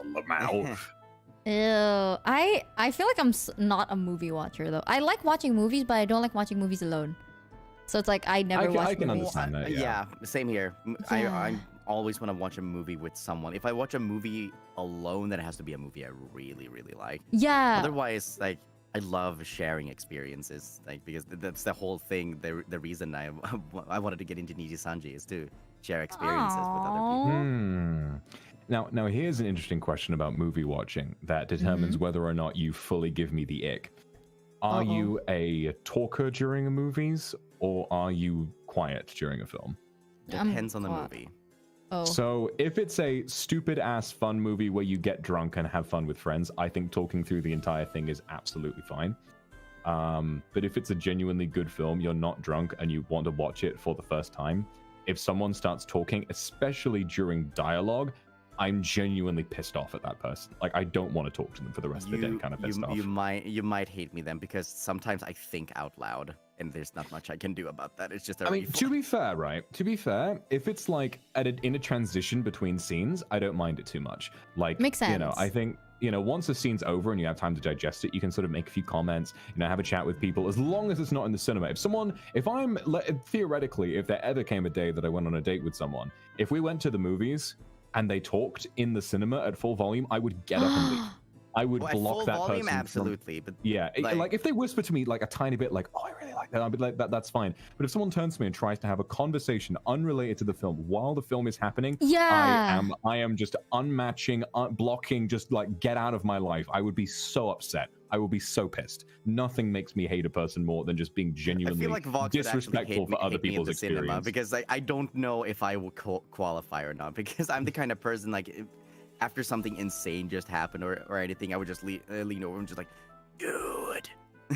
Okay, like I don't mind that. Like, if it's after something happens and, like, you're not having to concentrate on something else, you're just like, what? I think that's quite nice, or moments when the entire theater comes together to do something. Like, I think in some circumstances, the whole clapping at a film, I think it can be quite heartwarming, like, I remember, I'm not a Marvel fan, but when I went and I saw Endgame and people clapped at certain points, I thought, oh, it's nice, like, people were really sort of excited about certain things happening, or, like, some things happening, and when people clap when a movie's over, that makes me very happy as well, because it's like, it feels very reverent of the experience you've had.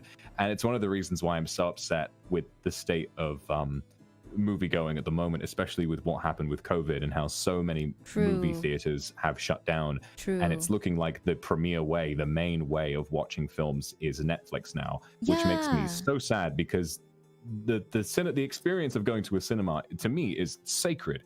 And the experience of sharing a film with an entire room of people, and the film being so effective that the entire room agrees to kind of applaud it at the end, you will never have an experience that pure if you sit at home and watch it on Netflix. And obviously Netflix is a good thing to experience, to, like, for film preservation. Obviously, keeping older films alive and having them be readily available for just a small subscription is a really, really good thing. Makes sense.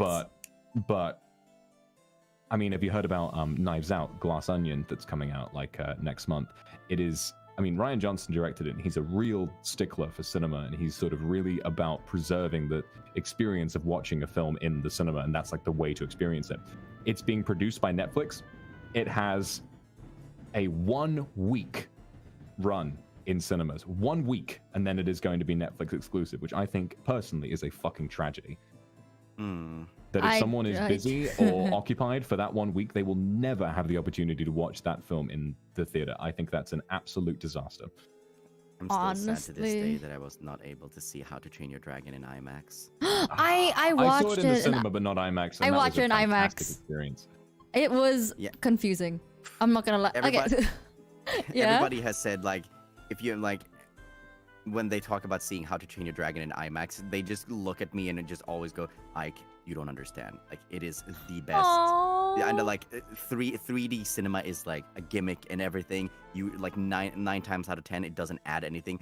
How to Train Your Dragon in IMAX was, you were on that dragon. And I'm like, I wish I could have seen that. To be fair, maybe it's because I'm not a movie person. When I saw it in IMAX, I just kind of felt like I have to tilt my head to look at everything more. I like the best way I can explain it, it's like, maybe you got a bad seating place. Maybe, or maybe I'm just like, I have a very bad eyesight. Maybe you're tiny.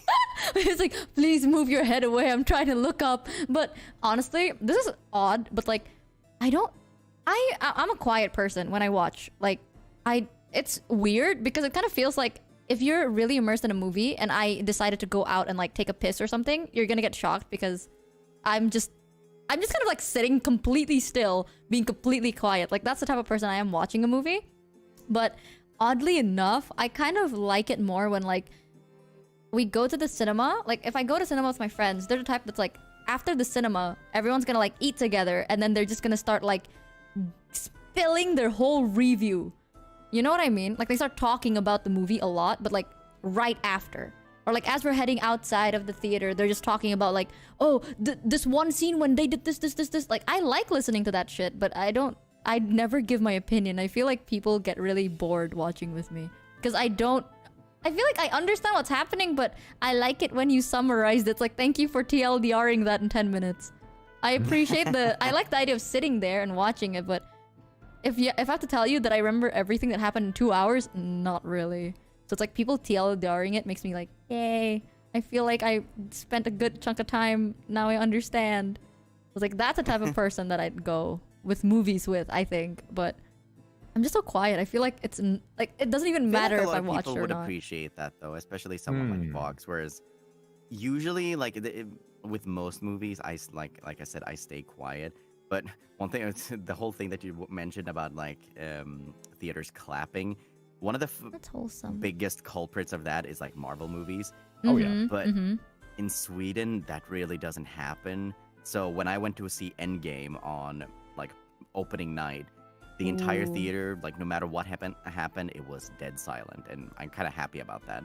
Because I've seen some of the theater reactions on YouTube, and I feel like that's cool and everything. That was scared to the living shit out of me a experience little. Yeah, like after the fact, but I feel like if I experienced that the first time watching the movie, I would get severely annoyed.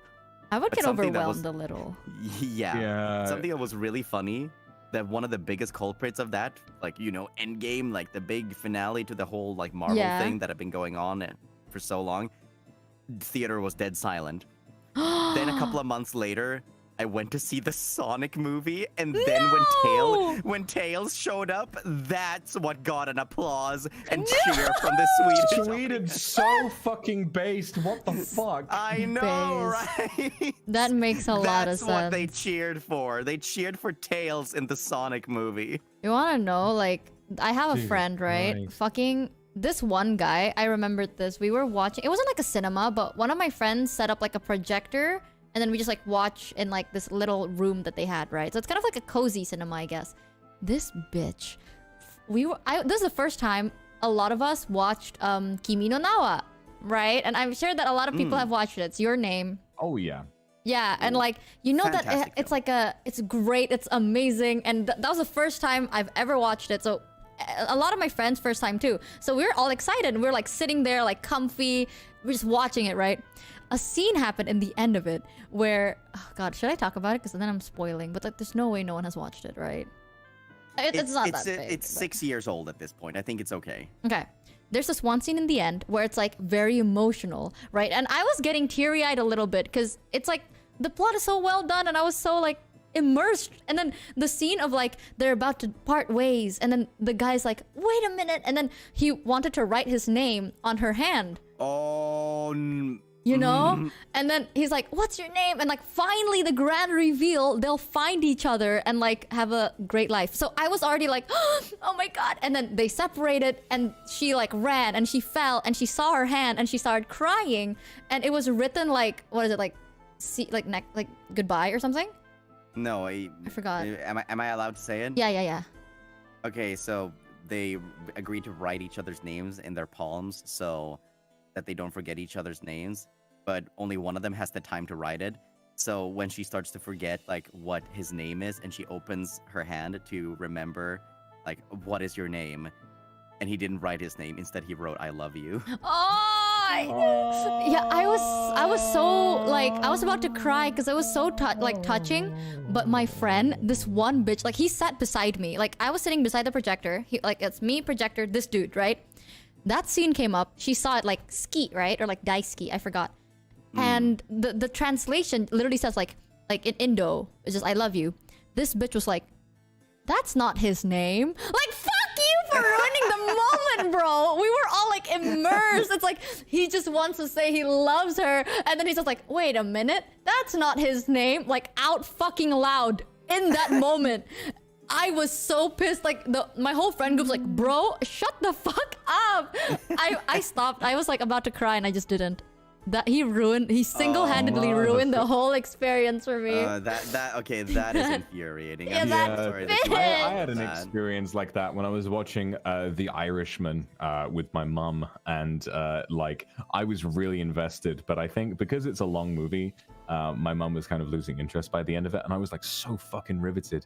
And then genuinely, she would like come up with some snarky remark at a really pivotal moment, and it would just completely kill the vibe.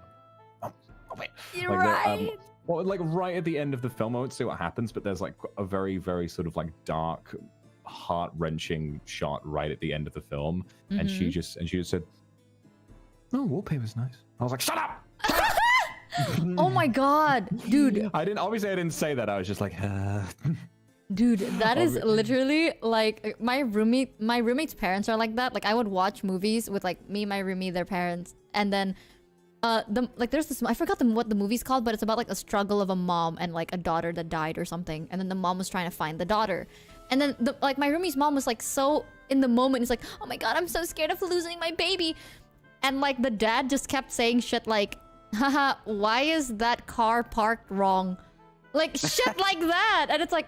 I didn't feel anything, but like someone definitely did, and he just kept making comments of like, I like the fact that they wear their scarves backwards, and I'm like, there is no such thing as wearing your scarves backwards, sir. How do you do that? How do you wear a scarf backwards? He thinks wearing a scarf is like a bow tie. Fucking people that ruin the mood. Okay, not you. I feel like it's fine if you talk in the movie, but not ruin the mood. Talk the movie. You know what I mean? Yeah. That's like a line that I won't cross. But to be fair, okay, do you like murder movies?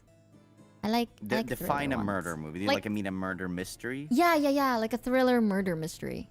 That's probably my yeah. favorite type, to be fair. How about Are we you? talking like Seven, for example? I've never watched that. What? Oh my god, Mika, can we? Yes. We please? Yes. Is it good? Don't spoil it. Oh, it's fantastic. You've seen it, right, Vox? Of course you have. Wait, what's it called? Which film again, sorry? Seven with Morgan Freeman and I Brad Pitt. actually haven't seen Seven. Oh my god. I know it's good, and I know all sorts of things. I think it's because I know how it ends that I never really felt motivated to watch it. But I definitely have to check it out because I love David Fincher films so much. I need to watch it. I've never even heard about it. Oh, don't look up anything about it. Okay. Yes, let's watch it. It's one of those things where everybody likes like, oh, you know that movie, like the thing where this happens. Kind of like how you literally cannot watch The Sixth Sense anymore because everybody, like the big reveal of the movie is a meme. No, wait, Seven's big reveal's a meme?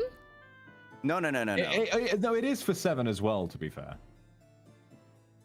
is it a funny movie then? No, it's not funny. No, it's not. It's a very actually grim film. It's actually really grim and depressing.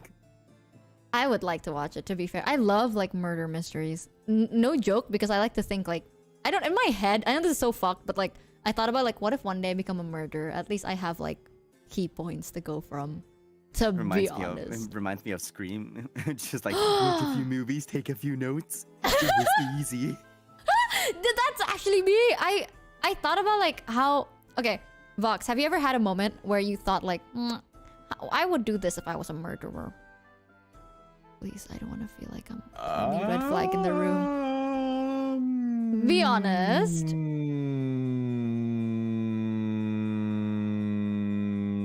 No.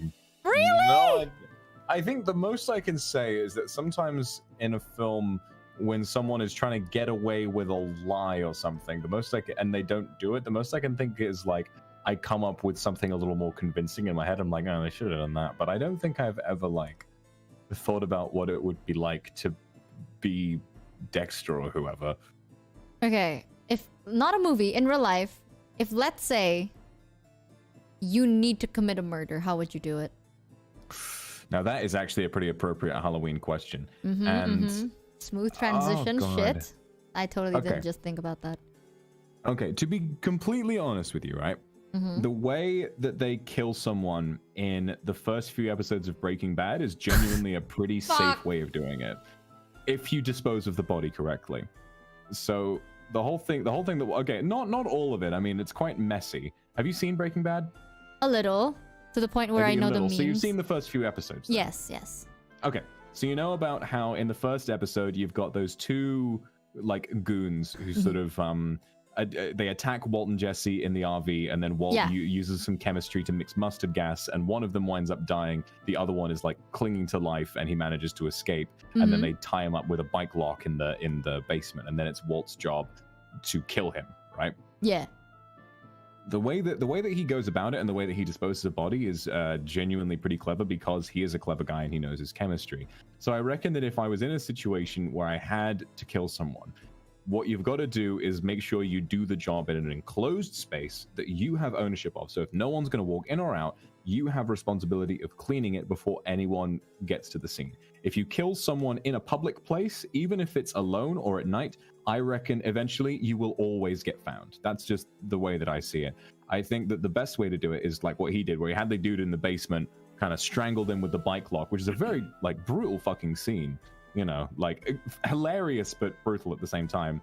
And then they just sort of load him into a big bin and dissolve him in hydrochloric acid. And by that point, he's just a big barrel of red that you can then harmlessly pour down the toilet, and then it's all spoken for and gone. And you know, they're never going to be able to track your sewage back to you. And that's that. You know. Are you sure you've never thought about this before? That was oddly I'm so pretty specific. sure I've never thought about it. It's because I've been thinking a lot about Breaking Bad recently, and I just sort of, I don't know, it just kind of occurred to me. My name is Skylar White Yo. That's all I can think about. How about you, Ike? Well, my name is Skylar White Yo. My husband is Walter White. Walter White Yo. He told me everything. I like the Japanese version of it. It's really good. There's a Japanese version? Yeah, it's like Skylar White Dayo. Yeah. It's like Skylar White Dayo. Something husband, Walter White, something, and like something desyo? Yeah, like desyo? I don't know why, but I can hear Chika from Kaguya-sama saying that in her rapper voice. It's really good. You should watch it. But how about you, Ike? How would you come up with a murder? Pure honesty. I have had to entertain this thought many times for the sake of writing. So I've always thought about like, okay, so this character, how would they do this? Because one of the things that always does you in is your connection to like the victim. Like if you have any sort of personal connection, even if it is a vague one, that is eventually going to trace back to you and cast suspicion on you. The best way to get away with murder would be to just ice somebody that you have no relation to whatsoever. So just like commit a murder to someone that you don't know. Yeah, like if the sole purpose is to get away with murder, I feel like that wouldn't be hard. If you have access to something that, for example, like a firearm or something, which isn't legal in every place of the world, and you just find like, this is gonna sound horrible of me, but just find a random person on the street, and and in an isolated space, nobody is around, and just like show up, do the job, and leave, and then just go about your day like nothing is wrong. They're gonna have a really hard time tracing that back to you. Okay, so but if you have any sort of connection, then they might actually be onto you. But from what I understand, I actually saw this on a podcast recently where they talked about dissolving people in acid as a way to like get away with a crime if there is no body. Apparently, the fewer steps that you take when it comes to disposing of a body, like the fewer complicated steps you take, the easier it is for you to like get off the hook.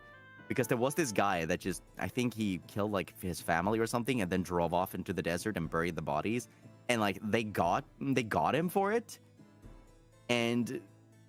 but because like they didn't have any bodies, like he was just sitting there just saying like, no, I'm not gonna tell you where they are. Like I haven't done anything. I can't tell you where they are. Until they finally cut him a deal where he's just like, okay, like you're not gonna hang if you tell us where they are. Or I don't know if he walked or what kind of deal he cut, but as soon as he knew that he was home free, he was like, okay, this is where they are. And by that point, it was too late. Oh my god, that actually makes sense. Wait, okay, so Vox would rather okay, I mean, if you had to kill someone, how would you kill it then? Because now I know ways that you guys would dispose of it, but I guess Ike would shoot them? I feel like that's the most consistent way. Like, if you shoot someone and then yeet the gun into the ocean or something, like, and then just you would need a outright deny place to. it. Thing is about that is you would need to be very far away. And I think Yeah. an issue with that is that obviously unless you have it silenced, and even then a silenced pistol does make some sound. Shooting's loud, so you would need to go somewhere else to do it. And I feel as though it's way too suspicious if the person you kill is last spotted going somewhere, and you also return from that place later on, and the person is found dead. I feel as though that's far too sort of convenient, as long as if you can get someone into your house and do it there without anyone noticing that you got them into your house, then I think there's nothing they can really do as long as the person doesn't have a connection to you. And guns can be traced. Bullet casings as well have serial numbers on them. Yeah. But then you would just acquire it through like A legal purchase of guns, I imagine, would be a better way. Underground. And I know that guns are loud, but I know that silencers don't work in real life that they do in movies. However, if you combine a silencer with silenced bullet casing, which are a thing, the gunshot is kind of like not louder than clapping two wooden bricks together somewhat gently. It is very quiet. Don't ask me how I know this. It was for novel research. Okay, Of course, Yeah, it was of for course research. it was. But Of course it GPS was. tracking. What if they find the fact that like you were in the same location as the dude was? You just turn off your phone, forehead. What if he turns on his phone and then CCTV catches you coming from the area? I mean, naturally, you gotta plan ahead. You gotta know, like, okay, so is there likely to be CCTV here? Like, are they gonna be at my place? Because even if you're the most thorough cleaner in the world, there are gonna be DNA traces if you try Even to if kill it's somebody. too clean, it's gonna be suspicious, to be honest. Yeah, like if they say like, so if we're looking over this kitchen and this one part is like disturbingly sanitized. Yeah. But both of you would just shoot a guy and that's it? You too, Vox? Well, No. For my money, I think shooting takes too much planning and is too potentially loud. And also, I saw someone bring up the fact that if the bullet has a clean exit, it can potentially lodge itself in the environment, and then a shrewd detective can probably pick up on that. Yeah. And if they find what the murder weapon was, there's a good chance that they'll be able to track down an illegal arms dealer, find out a purchase history and something like that, and then eventually you get caught. For my money, I think that the again, the whole just a Breaking completely Bad. ordinary household object that you can then clean and replace is probably a much better thing to do as long as you can dispose of the body. So, hey, like Paul. Hey, Paul. Vox would rather stab a guy. Ike would rather shoot a guy. Because of the mess. Choking a guy out is probably a little easier, especially if it's with the bike lock, I think a knife, especially, very messy. As if you stab them in a major artery, there's going to be blood everywhere. True. But like, choking is hard though. It takes so long. Yeah, I and sound like an if you try- insane if- person. Yeah, if you try to do that, also you're gonna get your DNA on the person. Even if you Yeah. don't, if you do it with like a wire or like a bike lock or anything, like your sweat or anything from the struggle, excuse me, like that is going to end up on them one way or another. Yeah. And that's why you dissolve the body, because that way, your But your body, DNA like- isn't left if the person isn't left.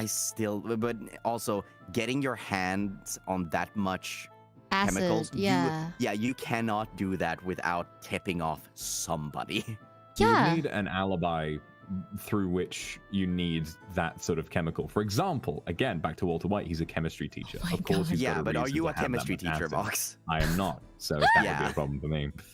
But honestly though, if you choke someone out, they usually survival instinct, they're gonna try and fight back, which means you have to choke them out from like a safe distance. Or not, you're gonna get your Now- face decked. Here, slightly different subject, but here's one thing that I never get about the whole choking method of killing. Why do people getting strangled not just play dead? Like, slightly sooner than you would think. Why?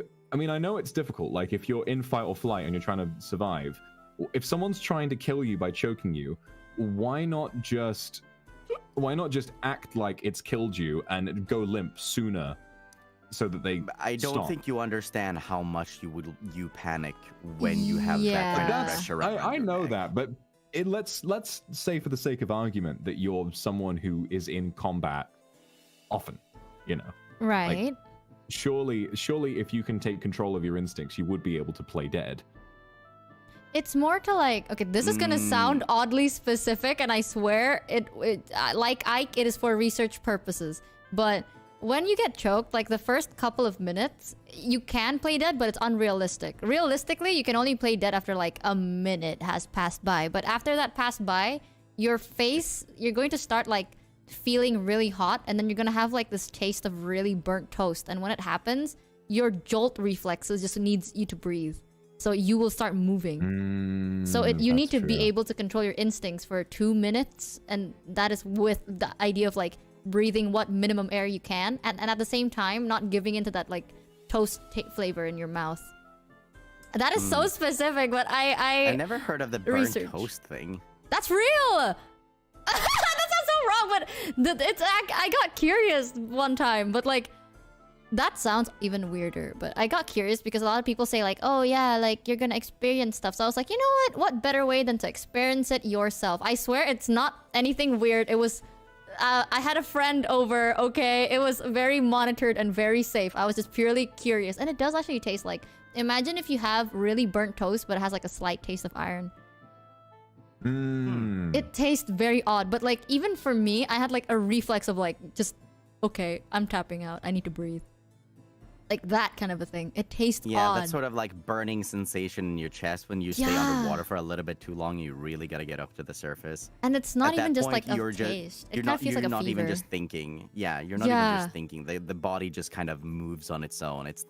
And when you're in that kind of state, the last thing you're gonna think, okay, I'm gonna strategize and play dead. And like, it's not gonna happen. Really can't think. I will have to confirm that though. It's so hard to think. Okay, now I realize it is very concerning that I said that out loud. Trust me, it's not. I do a lot of fucked up shit just for pure scientific research, okay? I get curious very easily. It's not concerning, don't even worry about it. But it just kind of feels like you have a fever. Like it starts with like a weird numbing sensation, and then it feels like you have a fever, and then you just taste iron and toast. Super weird shit. Don't research it yourself. It's just it's just odd. So I feel like choking is not it. They will fight back, and you have to be like committed to it, and you have to like not feel guilty. What if you feel guilty? It's like, oh, they're flopping around. I need to stop. So you have to like really commit, and it's so. I mean, then are you really sure? Like, are you really sure that you want to go through with it if you're gonna have thoughts of that? I don't. The best way I can say it is like, murdering someone by choking them is such an intimate act. Like, that sounds weirder, but you wouldn't choke a stranger. Yeah, that sounded a little like. I would say in fiction, definitely. I think that if, you know. If in like some sort of a really fucked up story, perhaps the villain is in love with the victim and they strangle them and they're being like, I always loved you. Wait, oh my god. Oh god. No, Mika, I just realized that you're entirely right because I just remembered a scene from Nier Automata and it's one of the most heartbreaking scenes in the game. Yeah. I still haven't played any Nier. I need to check it out. Oh my god, dude, you gotta play check it out. Replicant and move on to Automata. It's so because good. When I was playing Minecraft, like before you and Reimu joined, like earlier this week, I was chatting about like my favorite game directors, and for my money, I said that the best game directors currently living are Hideo Kojima and Hidetaka Miyazaki, and everyone in my chat was saying based, but Yoko Taro, and I didn't have the authority. I didn't have the authority to say anything because I've never played a Yoko Taro game.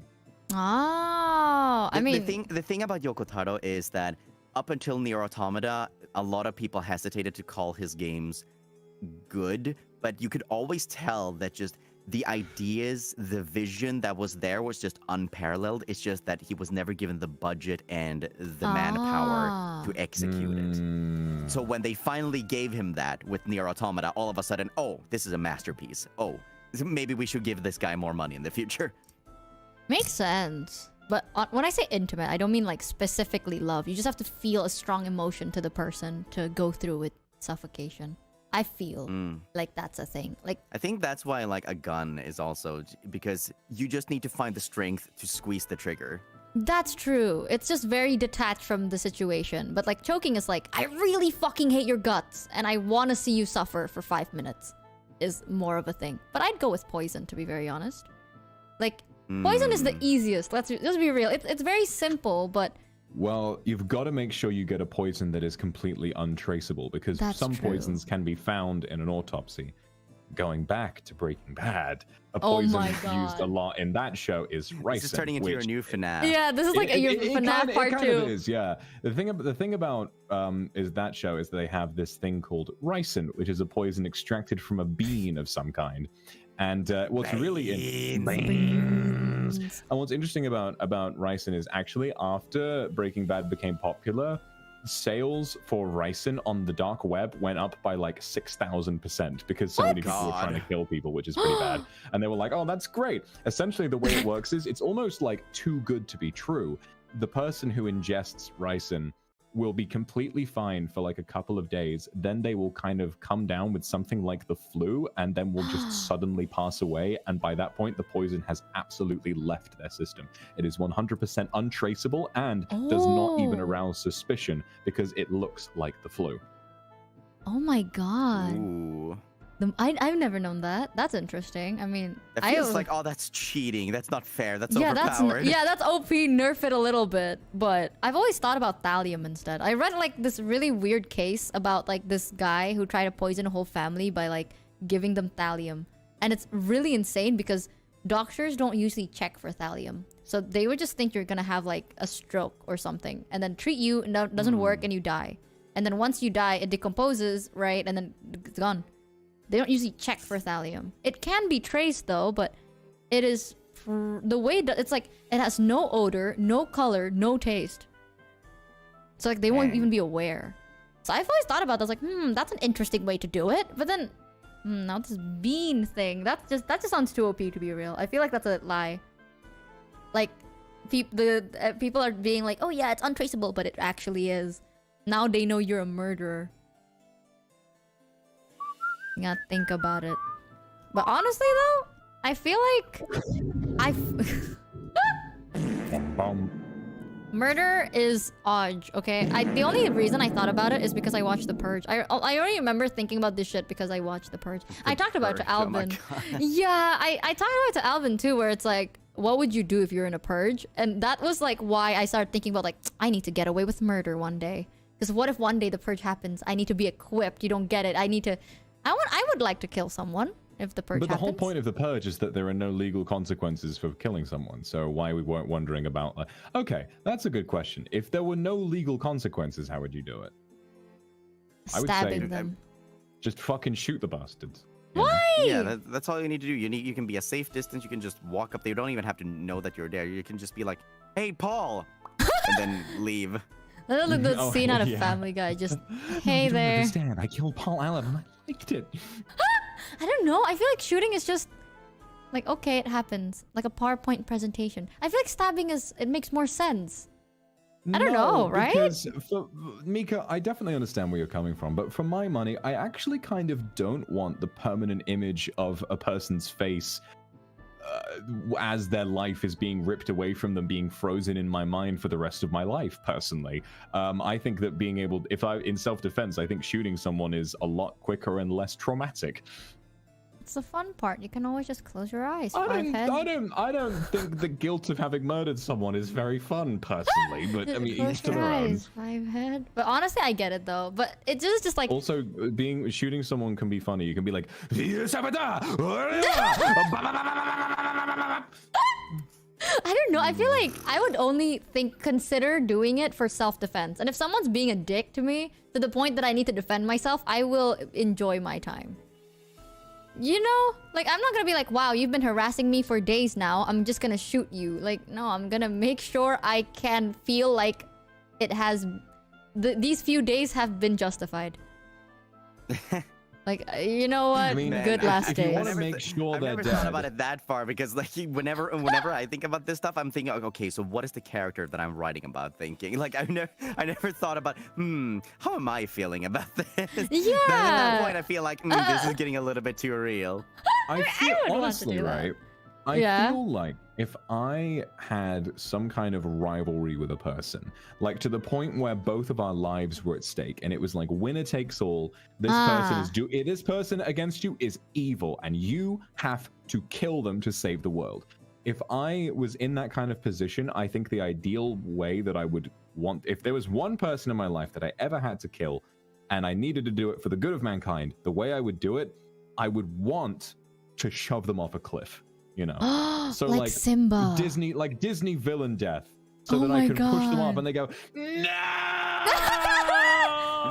The whole Lion King arc, but it's Vox and that one person he hates. And they hit the bottom and it goes, Splack.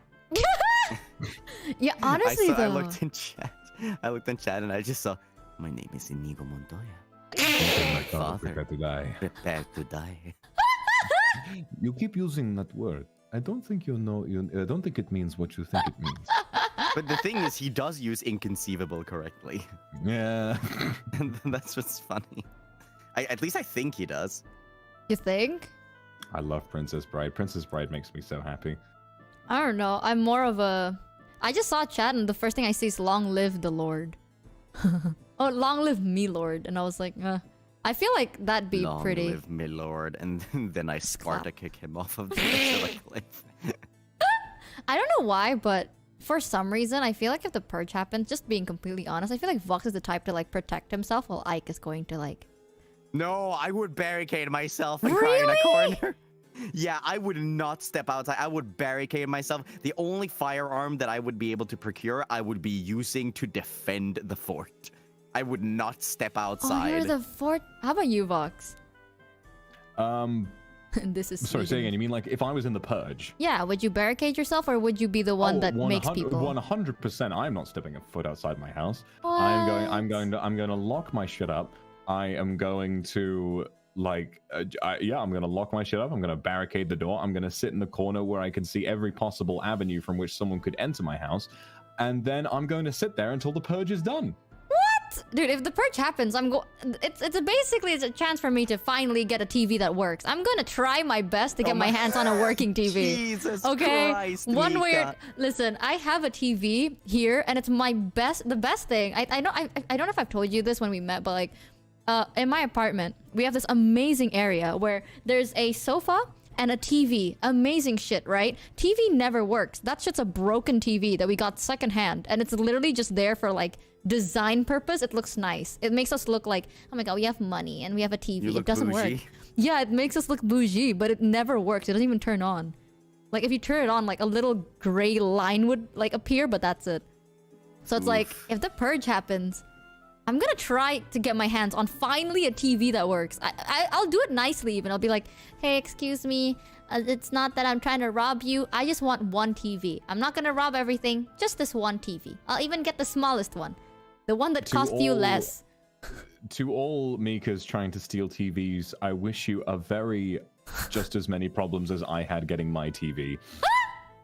I saw that you said you getting your TV. Yeah, I saw that you dropped it. Did you not hear about my fucking TV odyssey that I had? Tell me about it. Jesus I only know you dropped it. So I didn't drop it. So essentially the way it works is like I decided, because obviously like, you know, COVID theaters, like we went over earlier, I was like, I need a really good home cinema experience. And so I thought, right, I've been paid this month. I'm going to get a really, really nice TV. And so I bought an 85-inch Samsung QN900B or 800B TV, 8K QLED. I was like, fuck it. I am getting the best that I can get. And I bought it and I waited for a little while for it to come. And then it came. And it was dropped off. I took it out of the box, got ready to set it up, and I found that it had a humongous crack all the way through the screen. And then when I set it up, I thought, well, it's just a crack. I mean, maybe it'll work. But no, the TV was broken and it would not turn on. And so I spent ages on the phone with Currys and Samsung support and it's an endless loop. I asked Currys, yo, can I get a refund or can I get someone out here to fix it? And they said, all right, well, Samsung manages support for this item, so you need to call Samsung. I called Samsung and they said, all right, well, if the retailer broke it, you need to call the retailer, which is Currys. So it was a never-ending loop until I went Karen mode and I was like, listen, I need to talk to someone about this. And then eventually they let me through. And then after that, I got a refund for it. Some people came and they packed it up. But actually, that isn't what happened. I didn't know that I needed to pack the TV up on my own. So some people came to pick it up and they said, "Oh, you haven't packed it up. We can't take this back because if it has another crack in it, then your story doesn't add up and you won't get the refund." So I had to wait another week with this gigantic non-working TV just sat in my living room. And then they took it away. And then eventually the next one, which I ordered from John Lewis, came in and I said, "Right, no more risks or excuses. I'm going to get professional installation. I'm going to have that as part of the package." And so the two people who deliver it have to stay around and they've got to set it up for them. Like, there's no way this will go wrong now. And so essentially what happens is this TV is very, very heavy and it's very, very thin. And the way that you set it up is inside the box, you've got these foam cushions that keep it upright while you're attaching the little stand to the bottom. Because if you lay it out on its front, what will happen is if you attach the stand is so heavy because the TV is so heavy that if you try and lift it up, the stand will cause the TV to bend and break, which is why you need it to be sat upright. I invited the guys in and I said, "You guys know what you're doing, how to set this up?" And they said, yeah, no, this is going to be fine. And I told them, like, right, so this is how you do it. And they said, "Why would we do it like that?" And they laid the TV down on its front. And I watched as these two supposed professionals lay the TV out, screw it in, and I could hear bang, bang when they lifted it up. And the TV was even more destroyed than the last one. It had been, like, vivisected. They must have looked like a couple of clowns when that happened. Yeah, like they lifted it up and they're like, "All right, there you are, sir." Oh no. And like, oh no, you know, and genuinely, and like one of them was like, "Well, I feel really bad now," and I was like, "You think?" And then you think? And but obviously because I'm a fucking pushover, I was like, "Oh, guys, it's all right, you know, no use crying, never spilt milk." And so they organized like a return. They organized a return, and then they took the TV away with them that very same day. And they said, "All right, the next one might be with you in a week." And I was like, fuck, right, a week. And so I waited a week. And then I got a call and they said, "Sorry, another unit is not available." And so I had to wait for another week. And then the TV finally came in. And these people, I woke up at 7 o'clock, ass crack of fucking dawn, because that's what I wanted. I said, I want this thing as soon as fucking possible. So I ordered it for 7 a.m. And I woke up at 7 a.m. and I received a call. And they said, "Excuse me, are you expecting installation with this?" And I said, "Yeah, I am." And they said, "Sorry, dispatch has made a mistake. And we actually, in our delivery schedule, do not have time to set up your TV." And so for the next another week after that, I had a box with a brand new TV in it that I couldn't open. I had a glorified paperweight. And then 1 week later, these other guys came over purely to set the TV up. And I sat there like a fucking helicopter parent and I hovered over them the entire time. And they also, I was like, "So guys, how do you set this TV up? Do you guys know? Have you done it before?" And they said, "Well, yeah, you just lay it on its front." And I said, No, you don't. You do this. You put it in the thing and you do this like that. And he said, "Mate, I have never set a TV up like this in my entire life. I don't think this makes any sense." I was like, "I don't care. This is the third of these TVs that I've lost to this exact issue, and I'm not gonna let it happen again." And they set it up. They put it on my TV stand, and now finally, it worked. A good month after the first one was supposed to have arrived, Jesus, I had gone through 2 top-of-the-line TVs that had been ruthlessly destroyed by incompetent delivery staff, and then finally, at the end of all of it, I was able to sit down and watch Obi-Wan. Please tell me you got a refund though. I did get a refund for the first 2, yeah. What was Ike? I kind of would have wanted them to do it like, "How do you set this up?" And they let them do it that way again, so it would break again. Just like, "Yeah, your company's gonna be real pissed at you now. This is the second time this has happened. Do it again." Okay. Yeah. Thankfully, it wasn't the same 2 guys. I mean, I wish it had been, because then I wouldn't have had to be an asshole about it. And they came back and they would have been like, "All right, we're gonna do it right this time," you know. But that's like worse. Then now you know the company has 4 people that can't install TVs. They don't tell them how to do anything. Like, they just have some fucking Chuckle Brothers is right, you know, to me, to you. Oh, we've dropped it. And then I sat down to watch Obi-Wan, but then I went to go take a shit, and there was no toilet paper.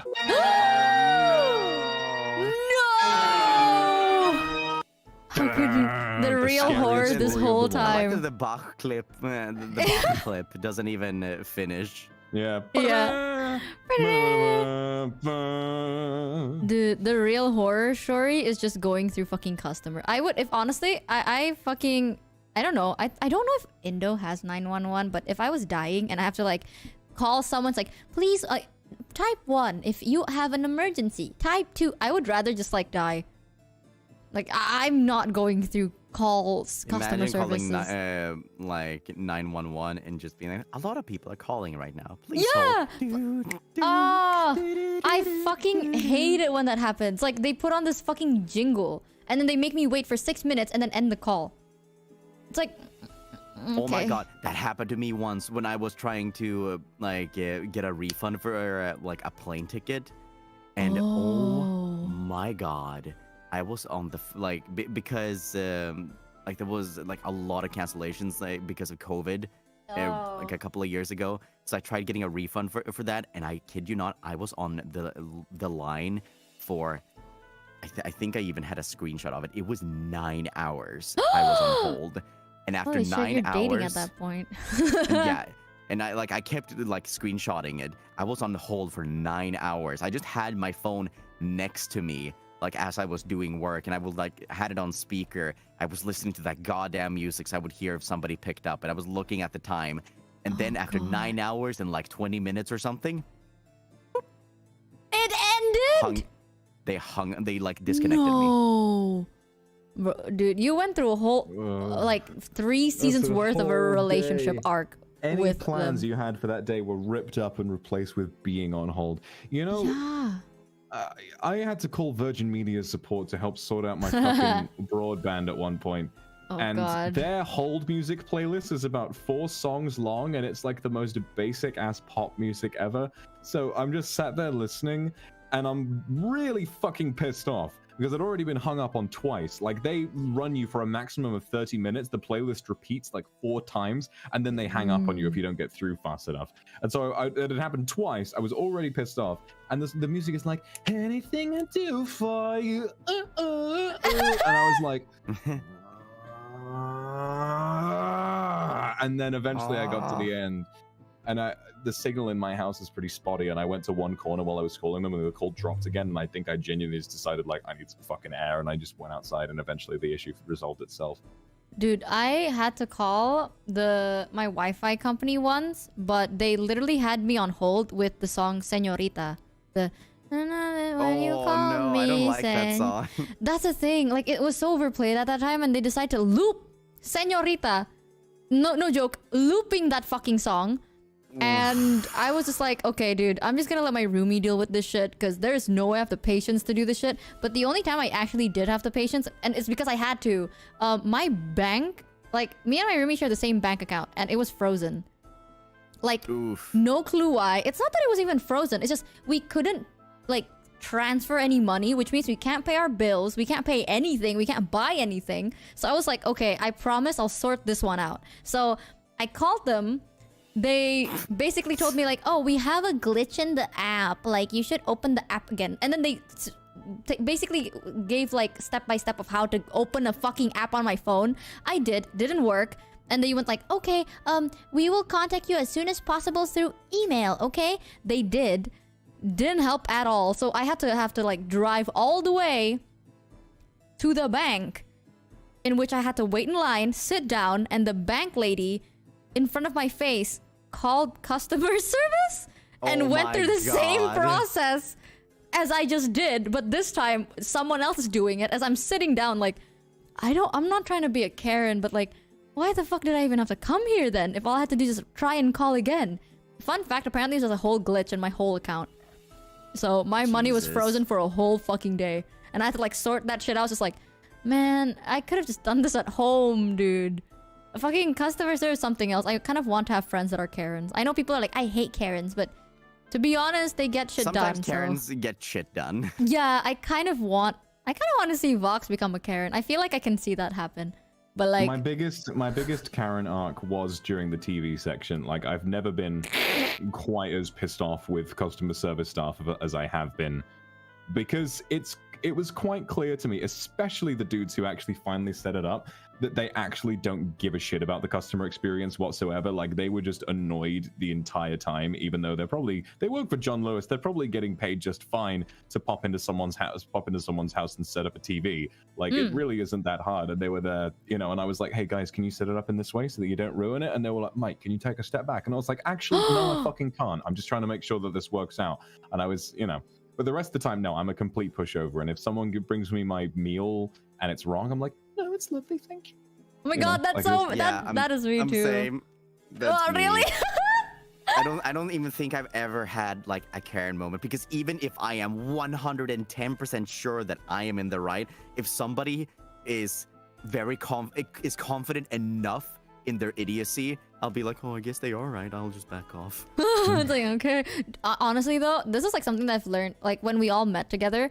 I don't think like, I don't know if Vox is a pushover, but like you would like be confident enough to talk. I remember I went with Ike and we're just walking, and then I had this random thought where it's like, if something bad happens to the both of us, we're just gonna be like, oh, okay then. I guess I'll die. Yeah, it's like, oh, Yeah. sorry to inconvenience you. It's like if someone accidentally stabbed one of us, we're gonna be like, oh, sorry for inconveniencing you, dude. Like, I feel like Vox is gonna at least say something. No, that's true. Like, if something's genuinely going wrong, I would be fairly firm with people, you know? Like, if there's a point to it and I'm not just being needlessly pedantic or annoying, you know? Because I understand that, like, someone who's working customer service clearly doesn't really want to be there. And, like, I just figured, like, whatever, you know, I'll just let them have their fun. But if it's genuinely, like, I need something, then, yeah, I can be fairly mean if I need to be. I literally cannot. I feel bad for it. Like, I'm vegetarian. If someone like this happens so often where I'd order like specifically not like meat, and then they send me meat, and I'm like, I guess I'll starve today. Thanks, man. Anyways, I literally have gone like multiple days not eating just because they got my order wrong, and I'm just eating like the rice. That's the only thing I can eat, and I'm like, oh, I'll eat the rice in silence. Maybe add some ketchup to make it taste something different. I'm lucky in the sense that I like rice, so if they get everything wrong, I can always at least have the rice. Just rice? Yeah. There are so many horror stories today, chat. I feel that is Like weird. the whole true horror stories are all our customer service experiences. Yeah, customer service and the fact that Ike just eats fucking rice with nothing. rice. Why? With I nothing? think if you have nothing, the best thing to put on rice, like with nothing, is a drizzle of chili oil and some salt. I think that's all you really need. Oh It's my nice and god, that is satisfying. no. What? Yeah. No one. And if you come here and you're like, If- oh if yes, the I only need thing some you've got rice is with. plain rice, you might as well put something on it. And I think a little bit of spice, a little bit of salt makes it quite nice. I just Thank you, Chad, for having my back on this. just Plain rice is great. What? Huh? What? There's no Yeah. way. There is just no way. I mean, like, crack a raw egg on top of it. You know, get salmonella. That No, would like taste whenever I something go, whenever I go to Hadamen, I always like while waiting, I always ask them to give me some gohan, and it's just rice. You're just like, oh, as I wait for my ramen, I'll just eat the whole bowl of rice Yeah, as a snack. yeah, it's nice. Vox, do you agree? Sorry, I completely tuned out. What the fuck are we talking about? Whenever I go to get ramen, I always order like a little bowl of rice, like some gohan, while I'm waiting. Oh I just yeah, no, a little eat bit of that. rice on the side. Ooh, No, I like, agree. in the side, right? But not as a snack. Right? No, like as a snack before I actually eat the ramen. Vox? It's just I always Please. find ramen like way too filling enough, like on its own. You know, if I have ramen, Yeah. I have ramen. But and you not but much you That's else. know a that lot. like I don't eat often, but when I eat a lot. Oh yeah, this man. I mean, when we went to that ramen restaurant, you know, oh my god, like I don't think I've ever eaten so much to the point where like I've been able to like I had tonkotsu, I had tantanmen, and we had some pig bones on the side. And genuinely, like, I think I felt on the verge genuinely of bursting. I felt like fucking, what's his name? Mr. Creosote or something from Monty Python, where they give him a wafer thin mint and he explodes. Like, that's just Oh, how I know what felt you're that talking day. about. Yeah. It's just a wafer thin mint. It's like, oh, I couldn't possibly have a wafer thin. It's just a wafer thin mint to wash it all down, and then he just explodes. I honestly can't think about like I feel like I can't tolerate carbs so much. So the idea of eating rice and noodles is just Well, you don't eat it together. You don't have the rice on the side while you're eating ramen. That doesn't make doesn't it sound better. too pleasing. what? Yeah, Oh. like you would need to finish the rice before the ramen comes in. You want to know something that would like make you shit yourself a little bit? What? Sometimes I would order bentos and then I would only eat like 2 scoops of rice and then I just leave the rice for the rest of the day. So I eat hard cold rice throughout the day. Like I can't finish a bowl of rice. Yeah, okay, that I don't know about that. I kind of prefer my rice to be like I would off. eat like cold frozen rice sometimes. Like I get one chance to fit because I can't finish the rice, chat. Like that's too much rice for me. I can't. I live in the Asian bits, but I can't handle the rice. Oh my god, Kyo's here! Kyo, the Kyo one is that like, shits huh? every 3 minutes. Holy It's shit! Big Kyungus. It's Kyungus, but I don't know. I don't know about rice, to be honest. I think your caviar toasting is okay. Like just Oh, rice thank you. is different. I'm pretty open about caviar and rice. It sounds nice in my head until Like, I some people said have it's in a said that it's tube. pretty good. I- I've never had it personally. When you said caviar Come- toast, I thought it's like caviar, like the eggs, you know? Yeah, that's what everybody thinks. Whenever I see people draw it like that with like the actual caviar spread on, I'm Yeah. like with the eggs, I'm like, oh no, guys, I'm not that rich. Jesus Christ. Wait, first of all, I thought it was like, oh my god, he's so fancy. Look at him just scooping up caviar, eating it with but toast. no, it's just like pink It's a- paste in a tube for $3. Bro, I remember you sent me a picture of it. You were like, "Oh, this is the caviar bite." I was like, "That's fucking toothpaste, bro." That I thought that it's like at least bougie. Okay, I'll tolerate eating bougie food. I'm like, you know what?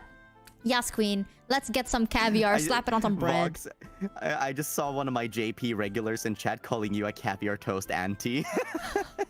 Wait, Vox doesn't like it. I am a full-time caviar toast hater.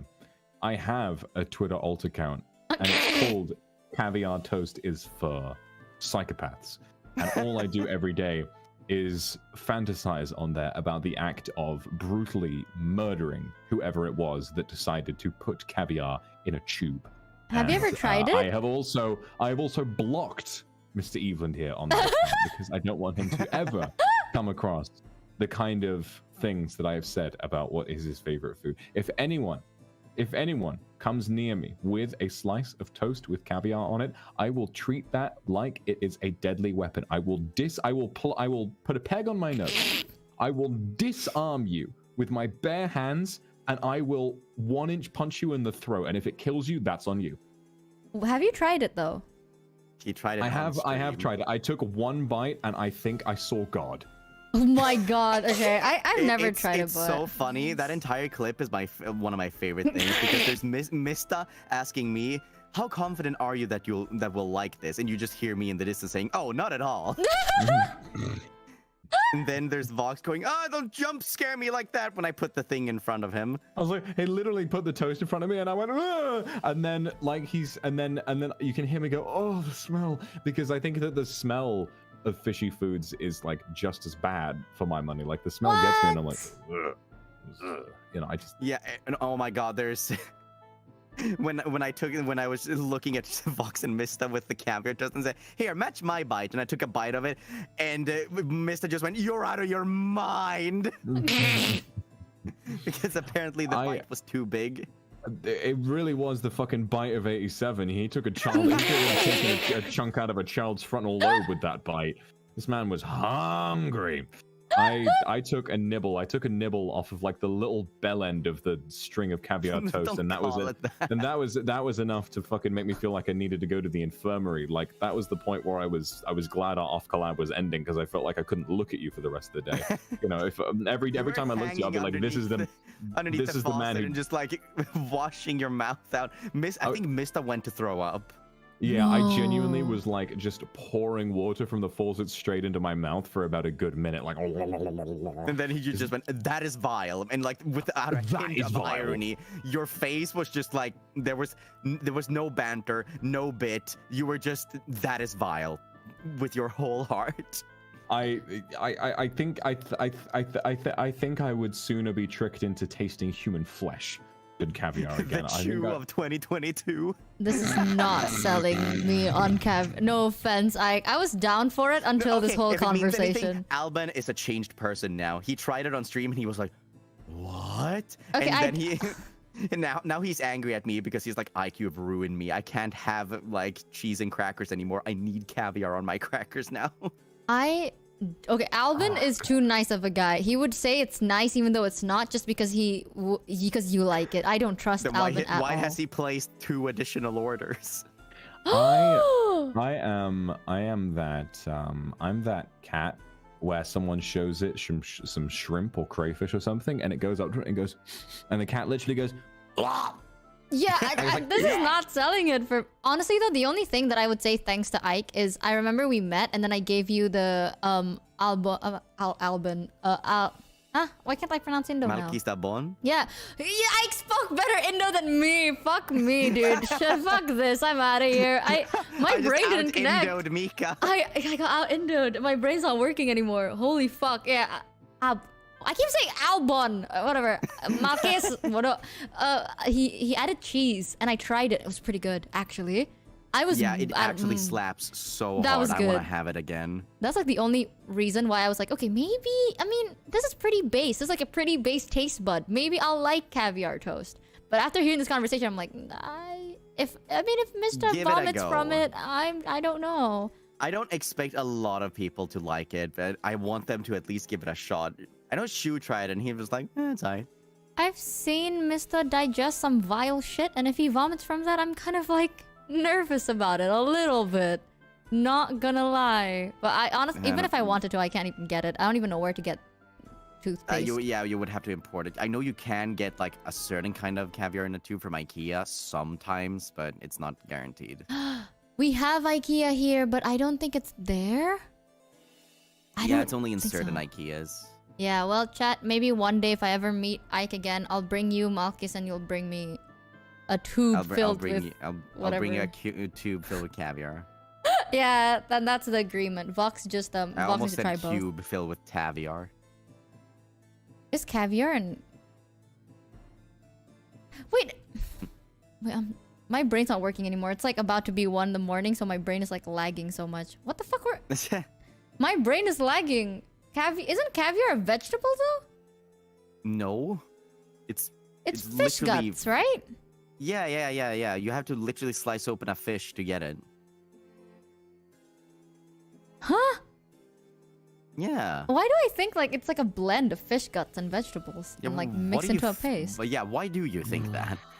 I had this terrible conversation with Luca where for some reason he thought that hash browns were just pureed fish like in batter, and I genuinely think that thinking about that almost made me throw up.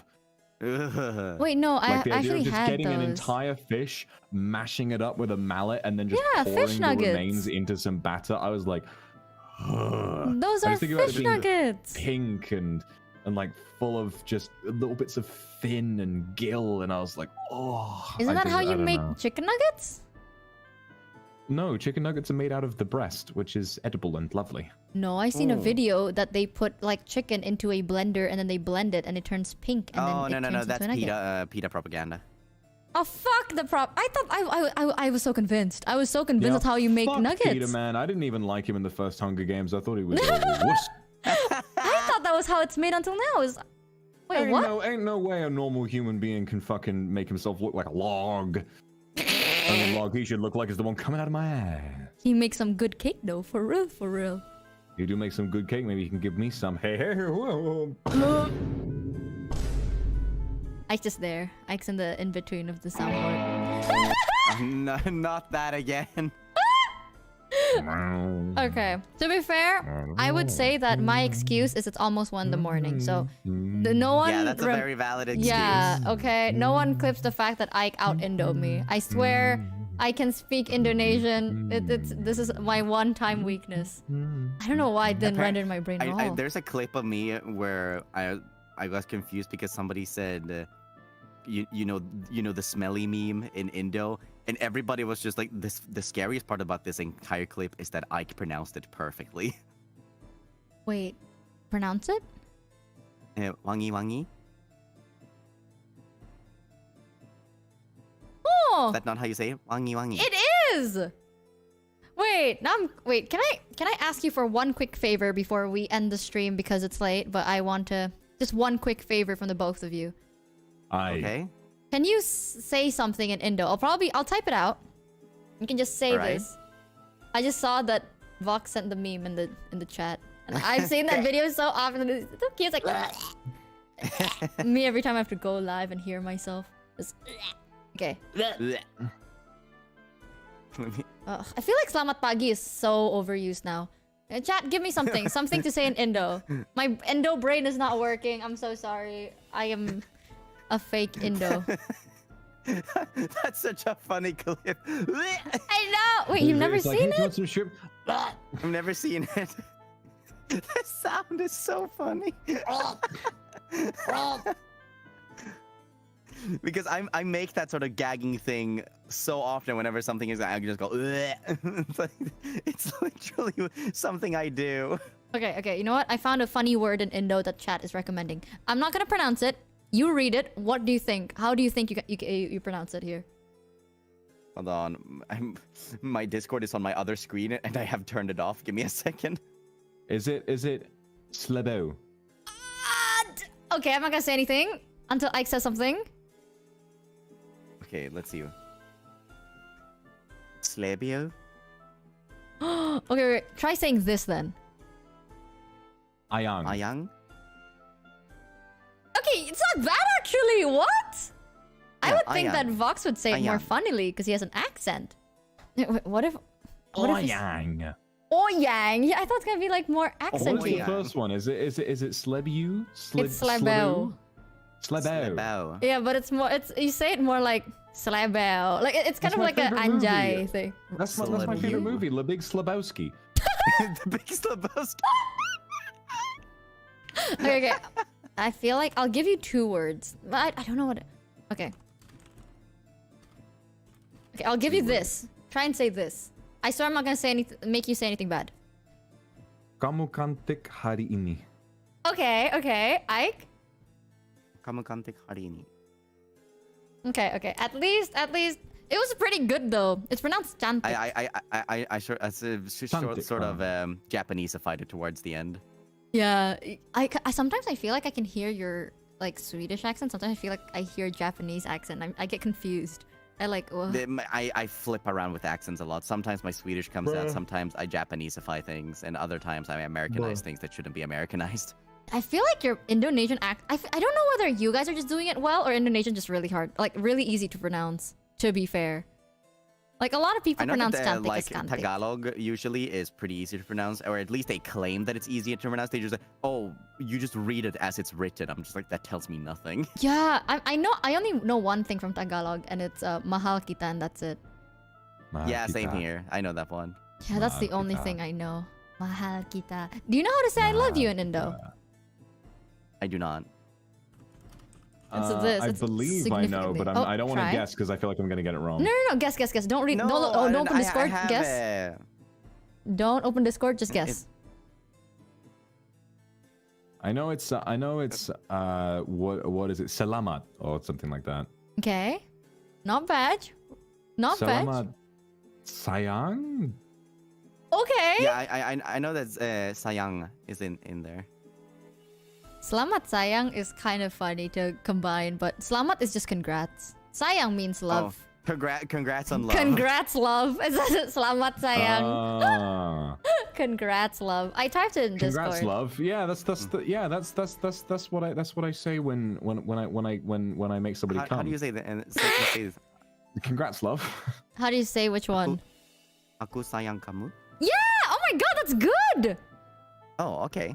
Holy shit! Wait, Vox, try it. That's how you actually say it. Let me have a look. Aku sayang kamu. Sheesh! Okay, you guys are pretty good at this. I like how I Vox got a just new said. sound effect. What's the sound? Oh, I just realized. Wait, I have accidentally recorded a second sound effect. Oh no. What does it Because I sound? have this one on my soundboard, but you know how on the Go XLR, if you hold down one of the things, you can record yourself. Oh, yeah. Yeah, one of them is lit up. What did I accidentally record? I'm scared of pressing this. Press it. Hold on, let me mute for a second. Oh!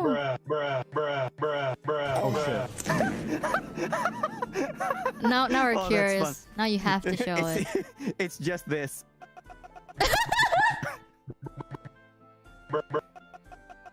I don't even know what it is. You're about to say something. You sound like that character from Undertale. Oh, Sans. Yeah. Why do people get hard over Sans? Why do you have to phrase it like that? I've seen it where it's like, I would like to fuck Sans, and I'm like, he's bone. He is literally not. My he's fucking a bone. Goxelar crashed. My Goxelar app crashed from the amount of repeated bruh. I don't know. I don't know why people get horny over. I'm not judging. Okay, you can get horny over whatever you want. How do I delete like this off of my soundboard? I don't want this. You just here. record something else. Record yourself but saying, I want bruh. it empty. I want it empty. Go to the app and delete it, I think. I don't know. I've never changed anything. I've always had this. I remember the first time I got a Go XLR Okay. and I waited for 3 hours for Vox to be available just for me to be like, Vox, look! And that's it. I waited. I like that your sound effect, they actually play the whole thing. Vox's never does. Yeah, he gets like this weird crop. Yeah, he always gets them cropped off. I like the crop because there's something funny about it. Like, for example, with the classic the brap, right? If you just cut it off, something about it is really funny. Like, I don't know. Mika, don't laugh at that. I still have a hard time at like thinking that that's a real brap. It sounds it is. like You can somebody, see like... you can see the original video. It's called like it's like a fetish thing. It's just this lady lying face down on a bed and this dude filming it so he can get the fart, and she farts, and it just creates that sound. It genuinely that sound I feel just like it comes might out be of dubbed her. though, because it sounds on a lot of those vines or TikToks where somebody's in the bathroom and like just rips a massive sound. A lot of the time I listen to it, I'm just like, yeah, that's just not real. That's fake. Like, I mean, you can see like the butthole flex a little bit when she does it. Like, it's definitely real. Okay, maybe I'm better. Maybe I'm better off not knowing. How does a human being synthesize a sound like this? I don't think it's possible. It just sounds like there's a voice in it, like the at the beginning. Because there's a voice in it, I can do it. Like, listen, this is me. See? Oh, it does kind of sound like it. I can't do that. I like the crop. Okay, that actually sounds like you just squeeze like a massive tube. My humor is so simple. I'm so sorry. I agree with Vox. Funnily cut off is funny. Well, you guys are entitled to that. It's pretty. The only thing I have is this. That's all I do. That's good. That's good. I like this one.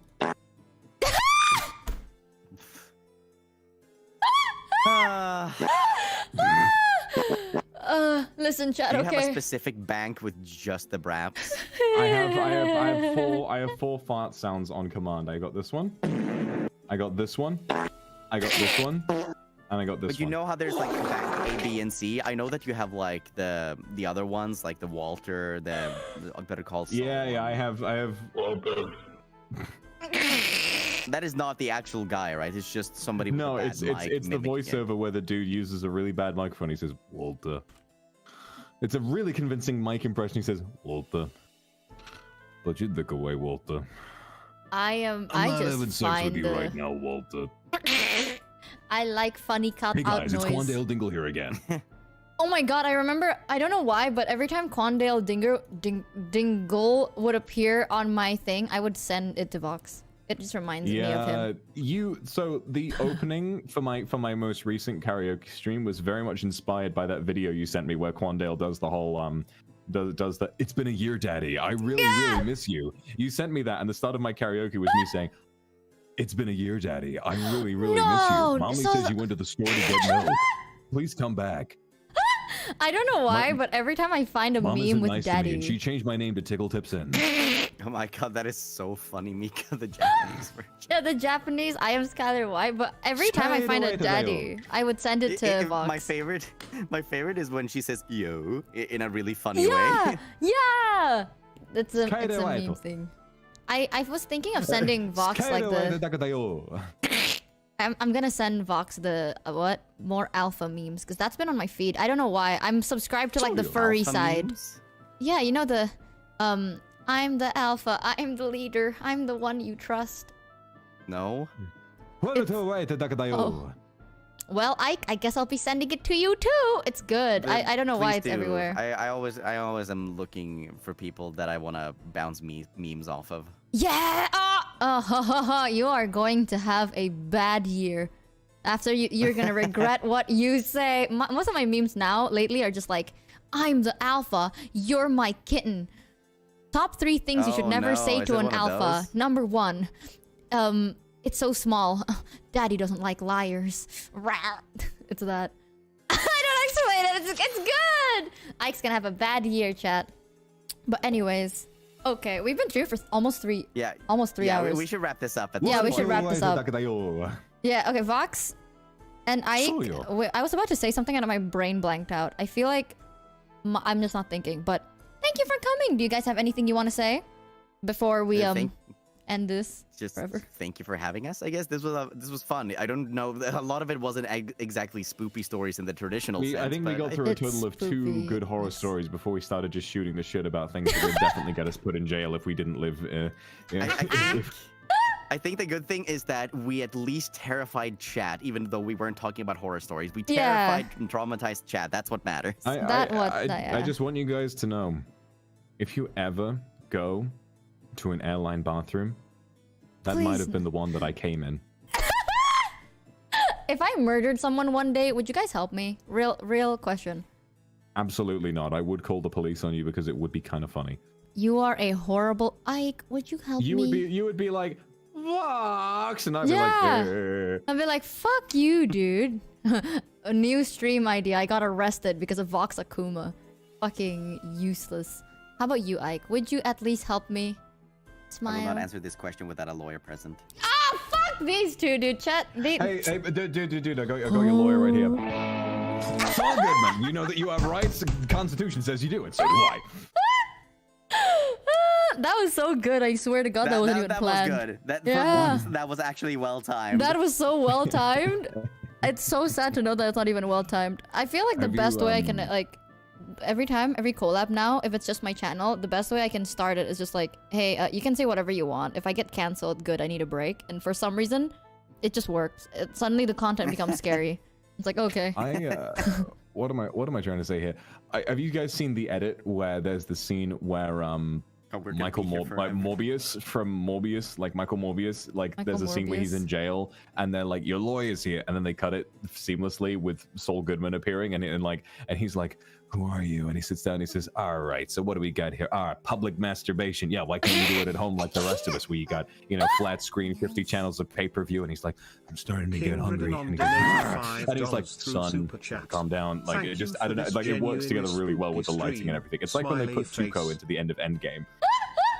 Oh god, I saw that! Like the fact that Thanos is there and then he watches as the 6 most powerful artifacts in all of the universe. Tuco just casually matches them up with a knife and snorts the Infinity Stones. And he goes, wow! This cake's like a meal with its balls wrapped in duct tape! Sometimes I wonder what kind of internet Vox is on. Like, Vox, please send me these memes. I feel like I'm getting so tired of seeing the same goddamn alpha daddy memes on my timeline. It's not even directed to me anymore. It's like, this is not what I want. It's either that shit or like ads about mommies. Wait, what? I've been getting that on YouTube. It's like ads about like this game about specifically mommies. Just like, do you like mommies? Well, this game's for you. And I'm like, is this really for me?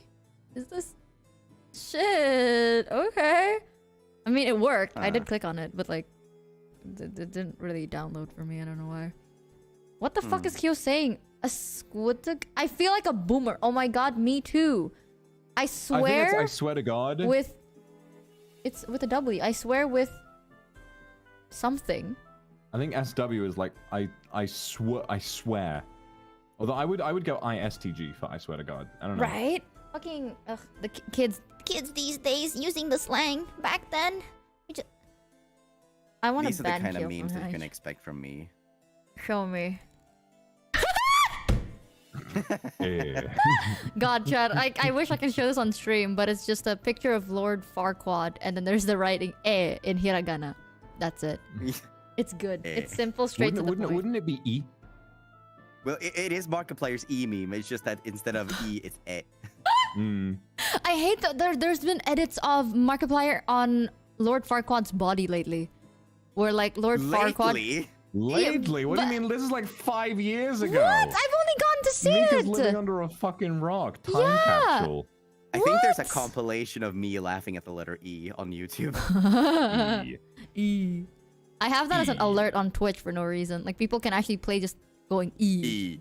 Yeah. I know, that's EA great. Sports. It's in the game. Damn. Voice demon actually. You should just record your. I'm sorry. My sense of humor is so shit. I like We're gonna get one along, letter Mika. reverb. Wait, funny. you know the James May the cheese thing. Well, I like the one where it's like cheese. I like the one where he goes simple fucking Cheddar cheese. Yeah.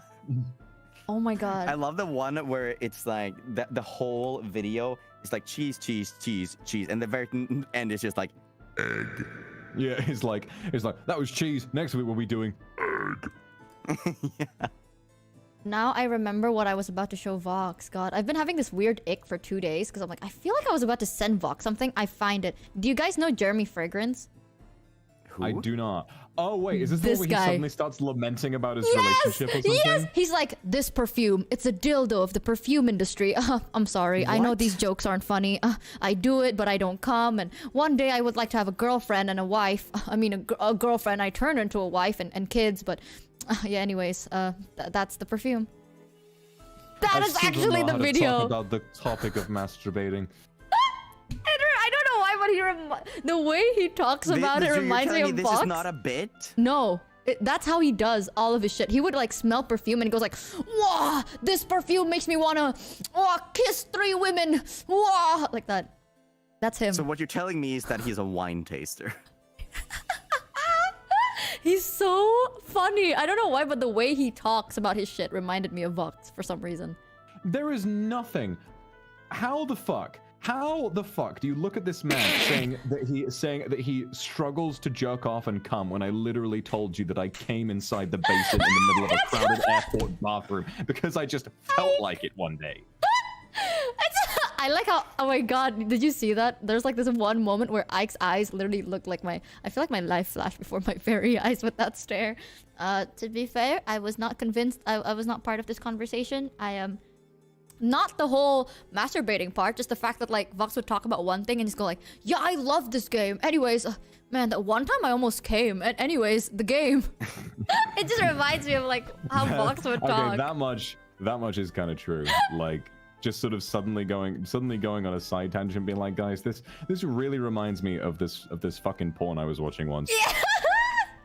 Oh my god, it just reminds me of the fucking history thing. I want to tell you guys what the fuck I was watching. Can I tell you guys a really funny story about some porn I was watching, because it is actually very hilarious. God. I'm down for I it. hadn't started watching it right.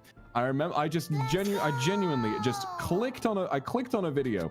I hadn't read the title. I just saw the thumbnail and I was like, this looks hot, and I just clicked on it. Hadn't read the title. It turned out to be some like stepsister shit, which normally I'm like not into.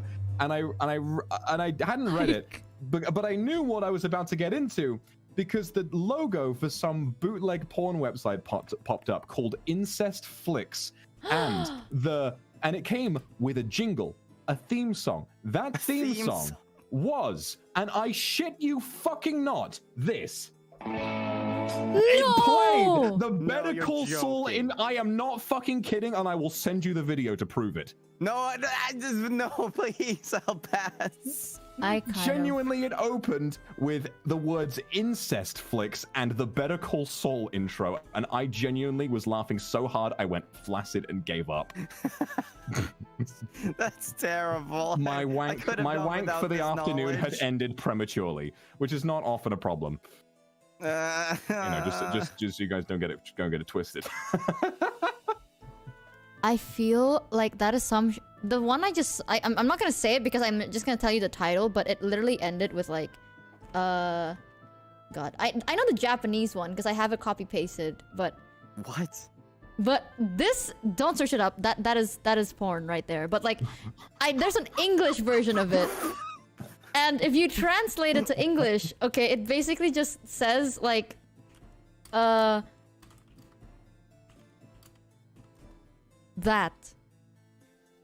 Like that is actually a title. It's more exaggerated than that, but I can't find the actual English translation.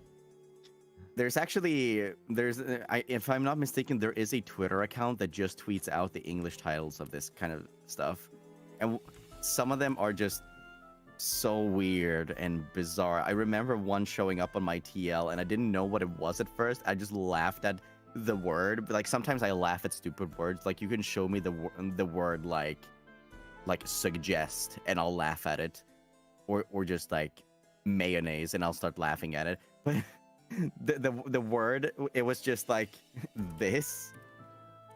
We can't say this on stream, chat. I don't want to fucking give sources to my chat. Plus, this is the And shit that I get laughing like. at it. Oh, That's good. That was good. And some of these titles are so mind-numbingly long. Who comes Yeah. up with these? I have seen so much of like long ass titles, and it's like you don't even have to watch it. You already know what's going to happen It started from with the light title. novels, now it moved on to different parts of the media. I know. I've seen like one of the longest fucking titles in my whole entire life when I was looking at like anime too.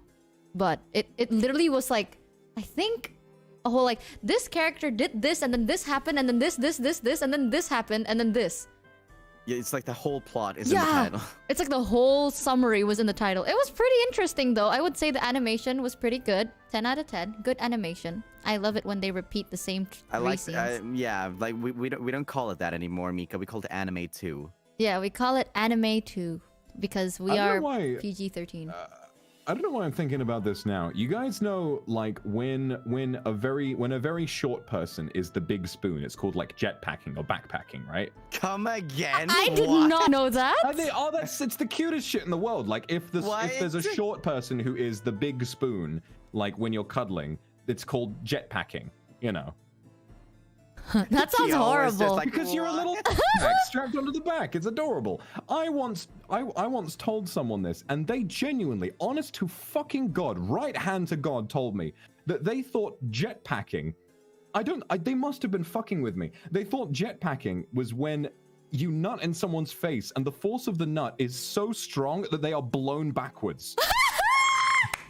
As though they are strapped to a jetpack and fly away. And I was like, Please, for the love of God, tell me you're not packing a dolphin cock that just launches someone halfway across the room.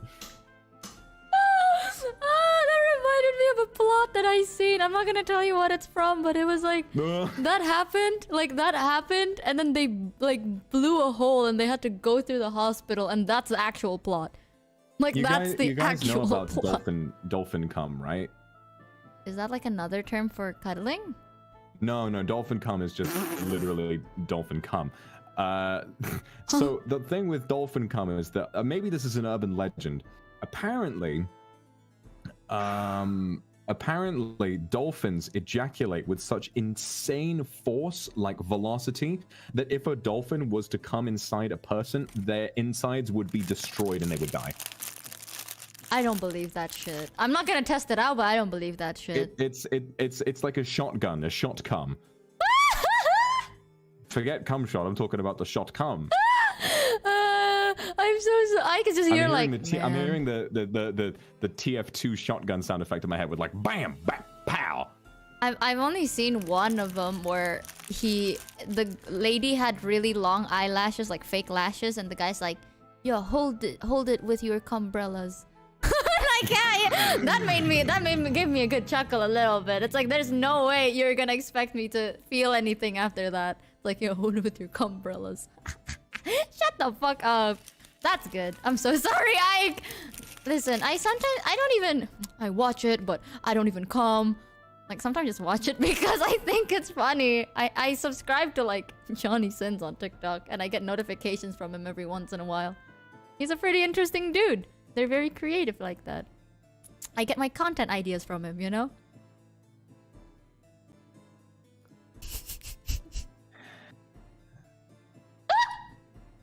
Honestly, I think starting to jerk off and not being able to make yourself come is like that's the mark of a really, really bad day. You know? Honestly, if one day it happens to any of you, rip bozo, dude. Yeah, rip bozo. Rip bozo, Saku man. donated It is what it is. $5 Sometimes through Super you Chat. just ain't feeling Like it. if you're being Yeah. held against your will, Let please the weight blink out, but not rapidly. really. Okay, you know what? We're just gonna end the stream here before it Yeah, slowly and. please. You know, that's fine. Yeah, that's fine. Listen, I don't want to get age restricted. Okay, I feel No, like you getting will. it. God, I knew it. Having Vox on is just gonna get me age restricted, but it's okay. You knew this when you invited me on. I'm not gonna act like you were somehow ignorant to the truth of the kind of person that I've become. You know what? Fair. Ike, do you want to do the amazing? I have become.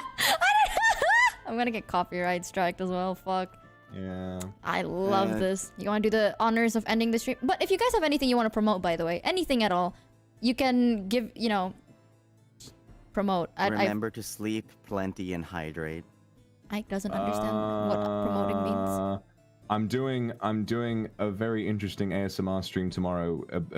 It's called Mad Scientist ASMR, but it's not like what you think. It's gonna be. Oh my god, you're gonna be like Rick. different and No, I gonna feel be like it's different gonna and be interesting. exactly what we think it's gonna be. Yeah. No, I don't think it will be. I want you guys to give it a try because it's gonna be different than what you imagine. Rick from Rick and Morty. He's going to get drunk. dub. Come on, Morty. We gotta go. I don't know. I've never seen an episode of Rick and Morty. I would be honestly, if you don't say at least one time where it's like I'm a mad scientist, yo, I'm going to cry. I'm a mad scientist, yo. It reminds me of I fucking would do Steins that. Gate. I am mad I am scientist. mad scientist. It's so cool. It's so Son of a cool. bitch. If you don't do that, I would probably unsubscribe. No joke. Daru is like the universe, constantly expanding. Okay. Like, what a great underappreciated line from Steins Gate. That's the only line I know from Steins Gate. I haven't watched it. Oh. I think in the dub he says something like "word to your mother" or something like that. Oh, he does, yeah. Mother? I Yeah, instead love of son of a watching bitch, dubs. He says "word to your mother." Oh god, I can't even laugh because I choked on my own spit. Oh god. Anyways, Ike, do you have anything you want to promote? Anything at all? Nothing really. Like I have a day off tomorrow, and I know that on Monday for Halloween, the big 3-1, I'm just doing like Azatstan, where we're gonna be talking about some spooky things. Just Ooh. see what kind of candy everybody got. It's gonna be nice. So go check that out, chat. But aside from that, thank you, Vox and Ike, for coming, and Vox for getting my channel demonetized, probably. But thank you! Thank you, Ike, for keeping it monetized. If you get a trying, community I'm trying my guideline best. strike. I love getting my channel removed for the second time. That'd be pretty fun. Yay. Vox got a what's million, I one got more, you removed. know? I know, Just right? a few days Mika's off. channel just went. I can't! My sense of humor is so shit, and I kind of realize it's dawning on me today. Just like one letter words from Ike, and it's heavily reverbed. Yeah, we have the exact same humor. Oh my god, I think you would love this part from my Outlast playthrough when I was just running away from something terrifying, but then the letter E was on the wall and I just zoomed in on it and screamed E. Okay, I'm just gonna end it here, bro. I literally, I'm gonna fucking snoot. I keep choking on my own Snoot? spit, because if I laugh, I inhale so much. I call it snooting. Or if I inhale so much when I laugh that, like, my nose just inside. And I call that snooting. Watashi wa Scarlet White dayo. Watashi no husband wa. Vox sounds so alike that I hate it. The fact that he sounds more like Scarlet White than I do makes me feel a certain way. But anyways. My husband is Walter White? Yo! Uh-huh. You told me everything. This is gonna be like the second time we said Otsu, but we didn't actually leave. Ike, do you want to do the amazing way of leaving us, ending a stream? Because I'm just literally, I don't know how to do it. What do you mean by that? Okay, I can end the stream. Don't forget to sleep, drink, and take care of yourself. Terima kasih atas kesempatan Mika hari ini. Jangan lupa untuk makan, minum, tidur, dan jaga kesehatan kita kurete hontoni. Arigato. Anyways, goodbye. Whoa. Wow, yeah, that's how I end my stream. I just mumble my way through and just and then I click this button and then it switches the screen into this and then I click stop stream.